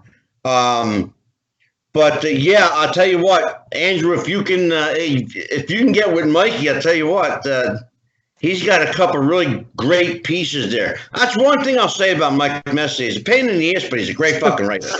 Well, that's gonna be on my gravestone. And I'll let you sign it. I just plug my phone back in the charger again. I move my. Hey, Hope, can I get that chair, please? So, I just got to put the phone back in the. I'll say something while Andrew's plugging in a little bit. Yeah, I'm done. I'm in. I've noticed that Dan is wearing that Washington Redskins hat, and we want to concentrate on Andrew Anderson, but it is a sign of the times that things are changing. The Redskins has been changing their logo and stuff. What do they call themselves? We don't have a name chosen yet. The people are pushing for either Warriors or Red Tails, which is a reference to the Tuskegee Airmen. Those are the two choices that most people are pushing for, but that's from the fans. That's not from Dan Snyder. And by the way, I grew up a Redskins fan, and to be honest, Dan Snyder taking over the team was one of the worst things that ever happened to that franchise. Yeah. I think people got to lighten up and chill out with everything. I mean, the political direction is going a little too far. The tearing down statues. Somebody cut up an American flag. Somebody a few houses away from me a couple of days ago, last night, and I saw it, and I made a post, and I pissed some people off, but I said, you know what? If I catch the guy who's doing that, I'm gonna stick that flag up his ass and pull it out of his mouth, and I'll give Vlad the Impaler a run. I mean, that's just the way I feel. Hey guys, I just want to real quick. I'd be amiss if I didn't plug a company that I'm working for right now. Sure. In Texas. They're not just a Texas company. They're going international. We got a real great product out there. It's run by a great promoter, Tom Lance, with James Beard is the senior referee. He's also one of the senior officials and helping book the show. And they got a great TV deal going on, and that they're on Right Now TV on Roku, and it's on air streaming. Mondays at 8 p.m., Thursdays at 10 p.m. They're on Fight TV Thursday nights at 7 p.m. And they got guys like Moonshine Mantel, Brent McKenzie, Barrett Brown, and it's just they're really a talented group.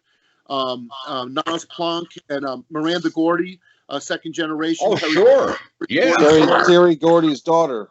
She's phenomenal. Yeah. And I think obviously you got. The center of the show, it circles around Tim Storm, the heavyweight champion, former NWA heavyweight champion. He's the SWA Fury champion, but not if I have something to say about it, So I hear you. Tim, always watch your back. And I gotta say, one of the greatest breakout stars I think that's coming a long way out of that company is definitely Ryan Green as Moonshine Mantel. Kid's phenomenal. I've been to the ring with him, and he can go. And he can work hard, he's tough, and he's another guy, light as a feather, yet as strong as an ox, and so is Brent McKenzie. The kid reminds me of I'll tell you what, Andrew, you're a part of our Wrestling with the Future private group, right? Yes, I think I am. Why don't you do this? Why don't you put everything up in our private group, and then I'll share that among our other platforms. This way we'll get it out there. Look, they work really hard, these guys, and they got a good show going on there. They're on Action TV, the Action Channel, and they're on CW 33 in Dallas, Fort Worth on Saturday night. So they're doing a really good thing. And I'm also coming to Rhode Island. My old state. Coming to Rhode Island, on August 8th. Yeah, no, I'm actually working for it's in Woonsocket, Rhode Island for New World Wrestling Extreme on Saturday, August 8th. It's at 7:30 bell time at the American Legion Post 85 Pavilion in Woonsocket, Rhode Island. And okay, good. And you're saying the name of the city right. That's where both of my parents are from. You're saying Woonsocket the French Canadian way. You've got the name of the city down. They'll lug you for that one. And I'm wrestling against a really big man, an up and comer. Dan, you'd love him. Angelo, all the girls. So it should be pretty good. Okay. And, I'm always trying to plug all the stuff that I'm doing coming up. I work a lot. There's a great company in Florida, Thundar Championship Wrestling. And they got a wrestling school in Florida. They're great product from them. Old school wrestling, and it's one of the companies that actually starts on time. I would love to see good old school wrestling come back. Listen, you got to see old school wrestling, golf, State Wrestling in Louisiana, where I work for. I was former Louisiana heavyweight champion. Oh, God, yeah. My buddy Mike Beadle has a great company down there, too. Yeah. I'm just trying to give kudos to everyone who's got me up on their stuff. Sure. I know there's some issues, but I'm going to be this Thursday. You'll see me singing live with the band Aqua Cherry on the Monty and the Pharaoh show. I'm not there as a wrestling guest. I'm there as a performer, a musical guest, believe it or not. So I don't know if you guys know that, but I can also sing. So he can sing as good as he can wrestle. The cat Long Island might be out there freaking meowing for, but it's all a good deal. You know, I'm just trying to do everything and get everybody out there and cover all my bases with everybody. You know. Yeah. But yeah, and thank you so much for coming by. I really appreciate it. Bro, listen to me. I got to tell you, Angelo, I want to thank you so much for having Karen McDaniel and Barbara Goodish and Carol Snuka on the show, and I think that was a classy thing to do. 3 great ladies from 3 great widows, 3 great wrestlers, legends in the business, and 2 of them that I knew, 1 of them that I was very close with, and 1 of them that I idolized. You know what I'm saying? It's just. I'll tell you, like I tell everybody, you know, Dan and I, we don't really consider ourselves a wrestling podcast. We consider ourselves archivists of history. Yeah, and, it was really cool. You know, you're good friends with my Goomba, my dear friend Tony Villano. Oh, I love Tony. Yeah, and Seth Turner. You know, these are people that you and I know, and I love them and respect them, and you know, they're all about preserving the history. And Tony Villano is a good friend of mine, and Tony's a good friend of Scott Wilder, and I hope to see you, man. Come to the Wrestling Classic, September 19th. You know, that's going to be it's going to be in Connecticut, in Hartford, Connecticut, the Wrestling Classic, and I'm going to be there with Scott Wilder Promotions, with Kevin Sullivan, with Greg Valentine. You know, so I mean, that's a great. Send me all the info. Send it. I'll send, and I'll get there. To plug all stuff on the site, but in the meantime, Dan, I got to tell you, man, you're a fucking awesome interview, dude. You're a good. Well, thank you. You know your shit. You're on the money, and I appreciate everything you said. And I got to tell you, buddy, I mean it from my heart, buddy. Well, I appreciate that. That means a lot. Thank you. And Mike, you got to take care of them hemorrhoids, buddy. You know, I mean, I know it's sitting like it's the penis reduction surgery. Andrew. I'm crippling women up and down the East Coast. Here, it wouldn't be me, you know. So, I'm putting women in wheelchairs before their time, and I need to have this reduction surgery in order that I'm not registered as a lethal weapon. Maybe you got the hemorrhoids from freaking tucking it in the wrong area.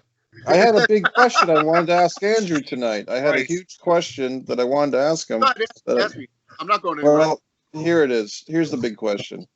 And it's a personal thing for me that you are doing what I'm not doing, which is you are working the territories. You are working these, territories and entertaining people throughout the country as a professional wrestler. Mm-hmm. And I give you a lot of respect for that. But one thing, I respect your style of wrestling. I watched your match with Big Van Vader. I've watched a lot of your matches, Papadon. But what I don't respect, to be honest with you, is some of these guys, I guess that they're in their 30s. They're in PWG, which is in California. It's some guys that I used to really respect. Tommaso Ciampa taking his thumb, inserting his thumb into Jushin Liger's buttocks, and then another wrestler comes along and inserts his thumb into Tommaso Ciampa, and then they have a whole train. And some of these guys that are in this thing are now in NXT, they're now in AEW, and they've made big names for themselves. And I'm very adamant that was disgraceful. That was a disrespect to the sport. That was a disrespect to the fans, a disrespect to the ring. Kenny Omega wrestling plastic dolls and 9-year-old Japanese girls, it's very disgraceful. And a man of integrity such as yourself, Andrew the Reinforcer Anderson, how do you deal with these prima donna brats who have less respect for the business than Tom McGee did in 1986? How does a man of integrity such as yourself tolerate these losers? It's not. Look, I can't really say anything about anybody. I can't. I can't say my feelings about any of that stuff, you know, because I mean, I don't want people to start shitting on me saying what I don't like. Look, I said I didn't appreciate the dick flip, and once, and everybody went off on me about it. Yeah, well, we see what happens now, don't we, with that guy? And everybody shit on me because I said I didn't appreciate the dick flip. But look where that's gone. You know what I'm saying? He's a nice guy. When I met him. He's the kid. Yeah, well, he wasn't trying to touch you in inappropriate ways. But I'm not about making a mockery of the business. That's all I got to say about it. Exactly. And that's the problem. The problem is right is wrong, wrong is right, up is down, left is right, right is left. The whole fucking business is upside down right now. Well, I'd like to end this with one thing. I remember there was a quote. Now I might fuck the quote up. I don't know if I'm gonna, but Johnny Valentine once said, "You may not think the sport is real, but you'll think that I'm real." You know? Yeah. And that's what Johnny said. I remember that well. Because remember, I'm old. I know this shit. He said, I can never convince you that wrestling is real, but I will damn sure convince you that I'm real. Real, yep. And Greg would always tell me, he goes, my dad didn't do this, my dad would do this, my dad would do this, and he had a lot of love and respect for his dad, and you know, Greg is like a dad to me, and we'd always work the angle that he's my dad, you know what I'm saying, at autograph shows, stuff like that, and he'd always say a little bit of the drizzle that came down my leg, you know.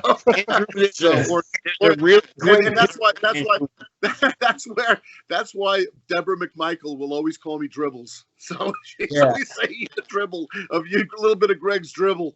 Wow. She said you didn't fall too far away from him. So she'd always bust me. But I always say I had three fathers in professional wrestling. I had Jimmy Superfly Snuka, Greg the Hammer Valentine, and Kevin Sullivan. And Kevin has taught me a lot over the past few years. And I want to give a shout out to a friend of mine, Craig Massey, who's one of the best guys in the business. He's not in the wrestling business, but he's the self-proclaimed world's biggest wrestling mark. And he has one of the biggest collections of wrestling memorabilia you ever could shake a stick at. And he's also one of the nicest guys I've ever freaking met. And I owe the guy a lot. He's helped my career a great deal, and I want to thank you, Craig. If you're watching this, I love you, buddy. And I love Kevin Sullivan. I love you dearly, Papa. I call him Papa because he's Papa Smurf. He looks like the Travelocity gnome with that little beard he's got now, you know. But, you know, it happens when you're a diminutive little bastard like him, you know. So, you know, somebody just posted a couple of days ago of a picture of me and Big Gang, the one-man gang, and a picture of me and Gang, George, hugging each other, George Gray. And it was at a show from Gulf State Wrestling. And it was just, to me, pictures like that, they show the camaraderie of the business that you can't make up. It's like I haven't seen Gang in such a long time. There was some flooding going down in Louisiana and in Baton Rouge where he lives. And when I saw him, it was just like, you know, we hugged each other, and somebody caught that moment. I think it's a really beautiful picture. And it's moments like that. It's moments like that I wish a lot of the boys would remember, because the guys that you meet now in this business are probably going to be the best friends you have in your life. You know what I'm saying? Yeah. You become family. These guys more than I've seen my family at times. And that's what wrestling means to me. And that's why I wanted to push. And I still want to find somebody who can help me make Behind the Ropes, because it's about the brotherhood. It's not about Andrew Anderson. It's not about me. You know, it's about the brotherhood of pro wrestling. I wish people could show that. The emotion, the feeling, and the love that we have for each other. You know what I'm saying? Well, I think you like that. It's not anymore. It's not. I think perhaps the show will go a long way, at least at that major first step in getting that accomplished. You know, I don't believe in accidents, and I don't think it was an accident that Mike Messier was here tonight. And I believe that fate has something bigger and better for you. I'm absolutely convinced of that. We got to have you back. We just barely got started. Promoting the movie Blade and Blood by director J.D. Glasscock. Yes, I said Glasscock, but he's a great director. He's a great writer and director. Yes. I'm doing a movie called Blade and Blood with him, and it's been postponed because of this freaking pandemic. And it's going to be a major motion picture, and it's something to look out for. And I'll keep you guys, you know, informed about what's going on with everything. So, yeah. But guys, it's been I great. appreciate it. Andrew. We gotta have you come back. I will see. Today's Tuesday. I will give you a holler tomorrow. You'll be around tomorrow. Around all day. My doctor's actually making a house call. He's coming to take blood so that I can get licensed for Kentucky, Tennessee, Louisiana, and have all my blood work for all the states. That when it does open up, I'm ready, because it's a 6-month period that the blood work has to be ready. Some states it's 3-month period, but you got to have everything, the HIV, hepatitis, and everything. And and I'm go with everything except for a freaking tooth that's got to have a root canal on the 26th. Yeah. But other than that, that's it. Maybe I'll find somebody to drop kick my tooth out. Wow. And thank you so much. We appreciate it. Tell our friends Monty and the Pharaoh we said hi. Yeah. I'll touch base with you tomorrow. Andrew Anderson, everyone. He's really easy to find. Thank you so much, Andrew. Yes, sir. You got a home here, brother. You're coming back. Take care. Thank you, guys. Have a great night. Andrew Anderson, everyone. Great guy. Mikey, Danny. Yes, sir. We are back. Here's Dave. We got Dave back there. Look, he's in a tree. Now, Dave is here tonight because Dave is actually involved in a very important happening on Friday night. Before we get to you, Dave, we got to have a sponsor. It's a very fine watch. Yes, I love it. Do you see what time it is? Yes, it's 9:30 p.m. Yeah, half hour late, and then you called me a half hour early before that. Well, I can do that. You know why? Because I can. Dan. Yes, sir. Our sponsor. Word from our sponsor. Well, it's funny, on part of his parting words, Andrew mentioned his criticism of the dick flip, and Mikey chimed in that, it's no fun, the dick flip, especially if you're trying to touch it against your will. But, if you're going to talk about touching something, it's got to be smooth, it's got to be clean, and you can do that with our friends at manscaped.com. For those of you who are manscaped.com, whether you're carrying a couple of cue balls or you're a wolf man from the waist down, me personally, I was a child of the 80s, so I learned from a young age Wolfman's got nards, and if Wolfman wants to take care of those nards, he can with our friends at manscaped.com. Use the promo code WrestlingFuture for 20% off. They're currently running a bundle deal, includes the Lawnmower 3.0, which is the best shaver out there. You have the Reviver and Preserver ball spray. Yes, I said that correctly. You get a free pair of the Manscaped boxers, most comfortable boxers you'll ever have, and a free leather carry bag. If you use promo code WrestlingFuture, you get $18 off as well as free shipping. So for our friends at manscaped.com, for all your manscaping needs, your ball spray, you can smell nice, look nice. Trust me, if you in the era of 2020 when everything sucks, you can do something that makes you feel good. For Wrestling in the Future and our friends at manscaped.com. Balls to the walls. Yes, sir. Speaking of balls, Dave Dahl's here. How you doing, Dave? He was here. Where'd he go? Good shot of his desk there. He was taking a nap a minute ago. Okay. Wow. Dave? Hold on. See There he is. Good television there, Dave. I was going to say, why was I looking at a remote control? Oh, he's got the hurricane. Where's his the cape? hurricane. Okay. Why am I putting Shane Helms over? Oh, there's his cape. All right. Nice. That's what I'm talking about. Really just. Okay, so now. Oh, okay, I got you. So now, Dave, you're here because you've got something going on Friday night. It's a charity event. I want you to tell everybody what you're involved in, what's going on, and who's promoting this event in Camden, New Jersey. So as far as I know, it's a company called EWA. I never heard of them. I saw that he was having a show. I reached out to him, and who can deny me? I mean, it's me. Come on. So I'm on the show. But as far as I know, I have no clue what I'm doing. So I'm going to do what I always do. I'm going to go talk badly about the town because it's Camden, and that's easy to do. Mm-hmm. And hey, now. The people collect my pay and go home. Exactly. The gentleman running it is a guy named Mr. CEO. I thought his name was Mr. Cleo until I realized it was Mr. period C.E.O. Mr. CEO. I know that's about as much as I know about Mr. CEO.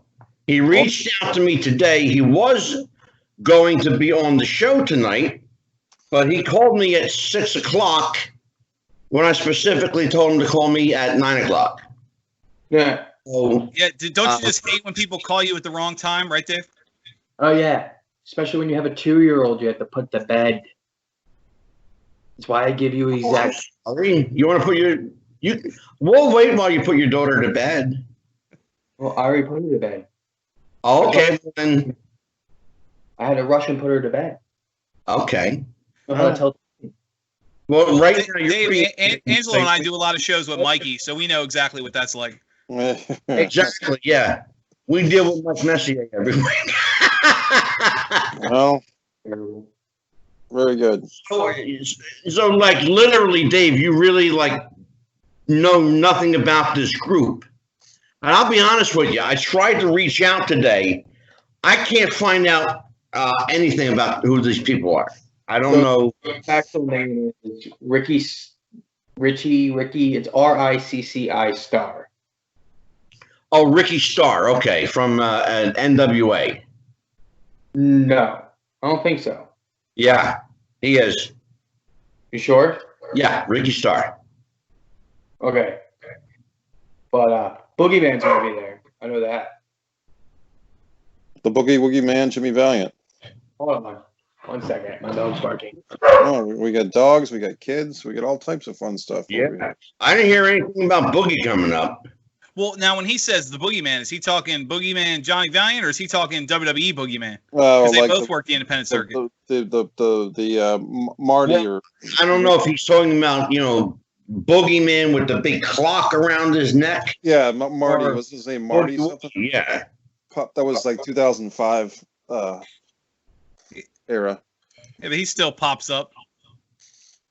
That was a good interview. Andrew Anderson, by the way, Angelo is a really cool guy. We could talk to him for weeks, I think. From my end, I think maybe next time we'd ask him to plug up his phone or something, because it was a little bit the audio was hard for me at times. But he's a very talented guy. And what I was really thinking, Angelo, is Andrew Anderson is the definition of ethics in professional wrestling. And I really find that, to me, he's someone we can get behind and say that this is the guy that can really help train guys in the next generation, because he has that ethic, old school, practical. Well, you got to remember something too, Mikey. Andrew came in at a time that was still the tail end of that old school system, number one. Number two, the guys that were training him, is that Stevie Richards? I think that's Marty Jannetty. Marty Jannetty. Is that Marty? Yeah, be careful, because we don't know who he's dating. Hey, keep your kid away keep your daughter away from that Marty Jannetty doll. Oh, okay. What I say, Shawn Michaels? Okay. Okay. It's kind of a dark hair. Yeah. For Shawn. Shawn had the bleach hair. So you talk about when you talk about Andrew, yeah, he had he's got a pedigree, because I mean, look who trained him. Metal Maniac, Jimmy Snuka, Greg Valentine. Got a little Razor Ramon there. Who's all showing up at this shindig? What's up? Who's all showing up at this shindig? You say Boogeyman, Jimmy Valiant Boogeyman, or the Boogeyman with the big clock around his neck? The Boogeyman that eats the worms. Okay. That's the March guy. So I have no interest in seeing him. Okay. Right in Camden. I mean, it's Camden. Oh, yeah, but bad wrestling is bad wrestling. Oof. Whoa. Angelo. Yeah, but it's a wrestling show in Camden. Every fifth ticket gets their car broken into during the show. Wow. It's a bad plan. Not to trash it, but the biggest star on the show besides Boogeyman is myself. I mean, did you see the flyer? It's worth going just to see you, to be honest with you. I'm not even shitting you. I'm shooting with you. For real. I mean, I honestly would go to see you. I wouldn't go to see Boogeyman. Would have no interest. Why? Because doesn't wrestle anymore. What is it? He doesn't wrestle anymore. Yes, he does. Do worms spread COVID? Do worms spread COVID-19 or not? He's got to be 70 years old now. How old is he now? You're mixing the two up, you dumb man. No, you're talking about the dude with all the makeup. How old is he? Like 65? No. He can't be.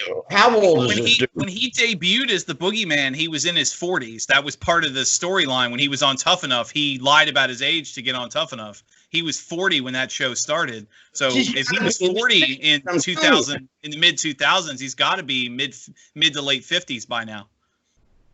Marty Wright is aged. Guess how his age, guys? His birthday's tomorrow, if that means anything. What? How old is he? He will be 57 tomorrow. There you go, mid to late 50s. Pushing 60, all right.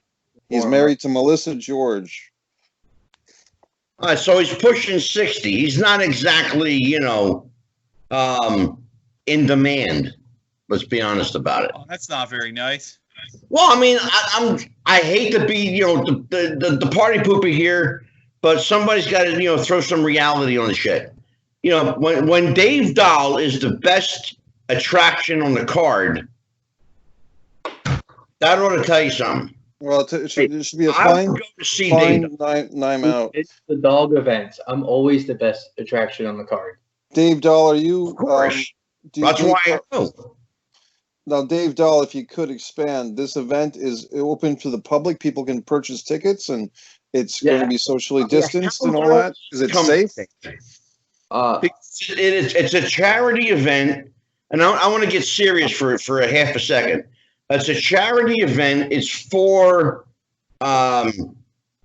it's supposed to be to come together to bring awareness to what? To abuse, wrestlers against abuse. What's the deal here? Hold on. Yeah, because I want to make sure that I promote who they are.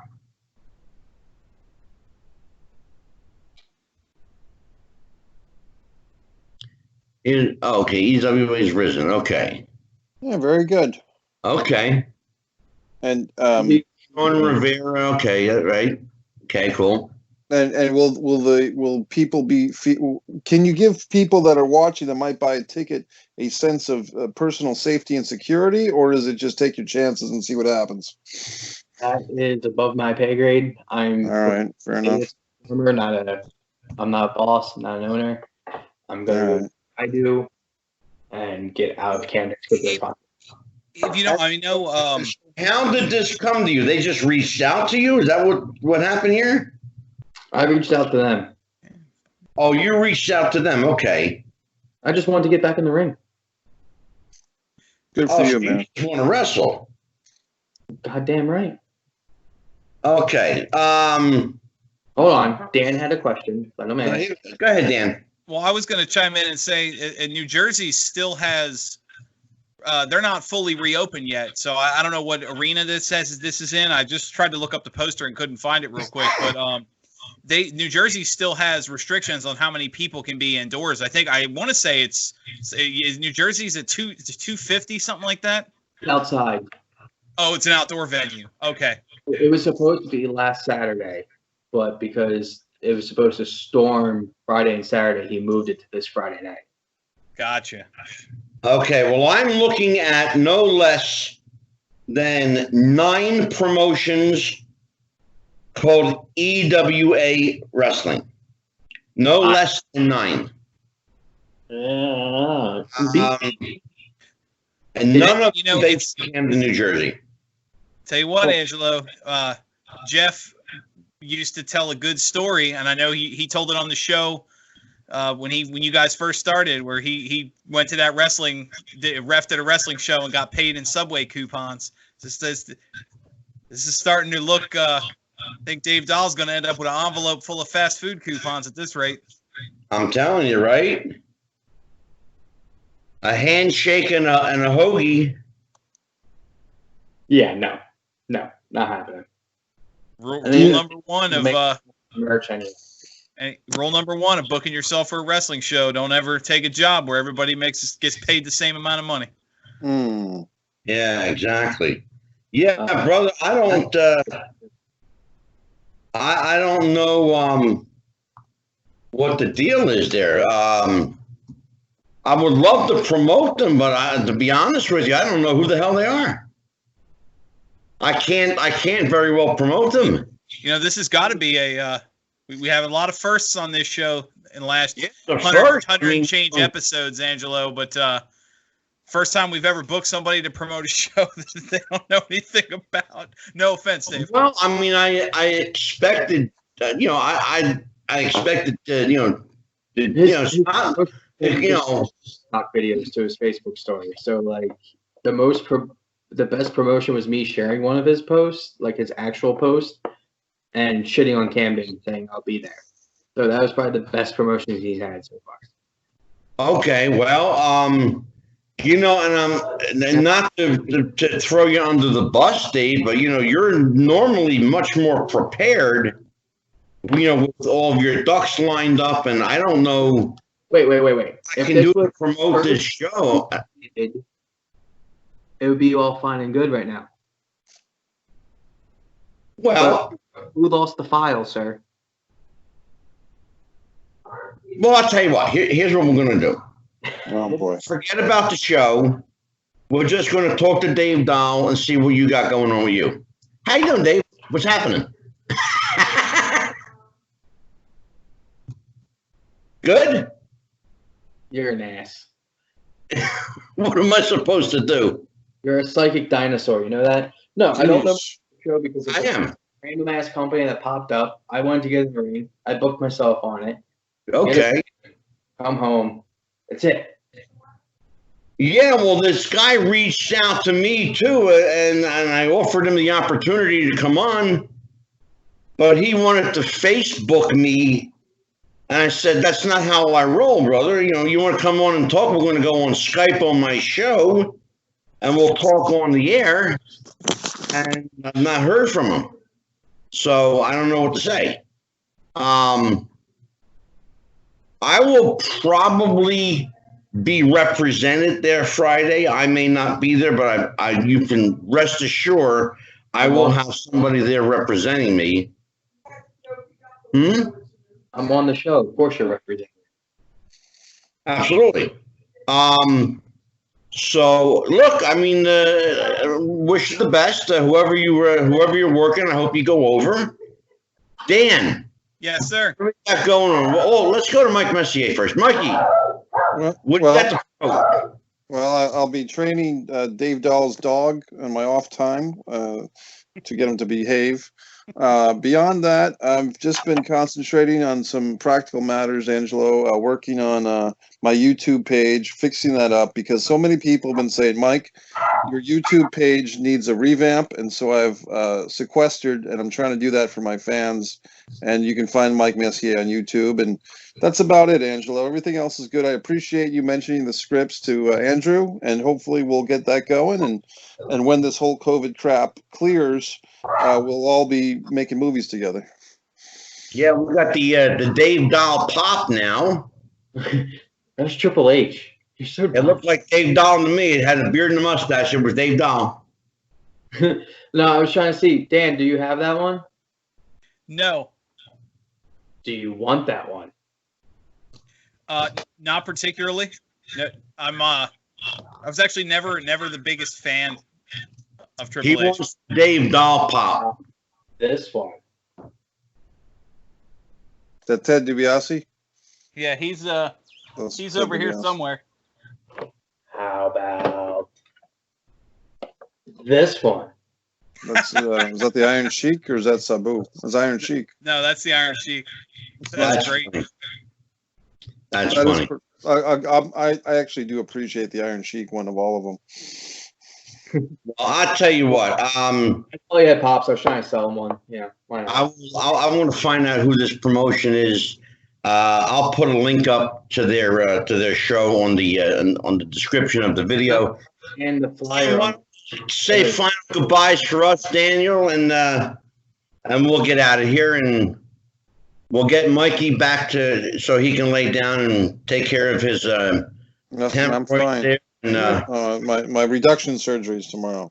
Yes, I've been labeled a lethal crippler. John Holt's penis reduction surgery. That's right, guys. Wait. Get Manscaped. Oh, did you get your shirt yet, Mikey? I haven't. No, I have not. But I'm looking forward to the 3XL shirt. Thank you. And you'll get it tomorrow or the next. You should get. You should be getting it tomorrow. Great. Where's Thursday night. What's that?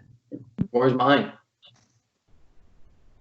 Well, you'll get one of these lovely. Check this out. Look at this. One of these lovely Wrestling with the Future T-shirts.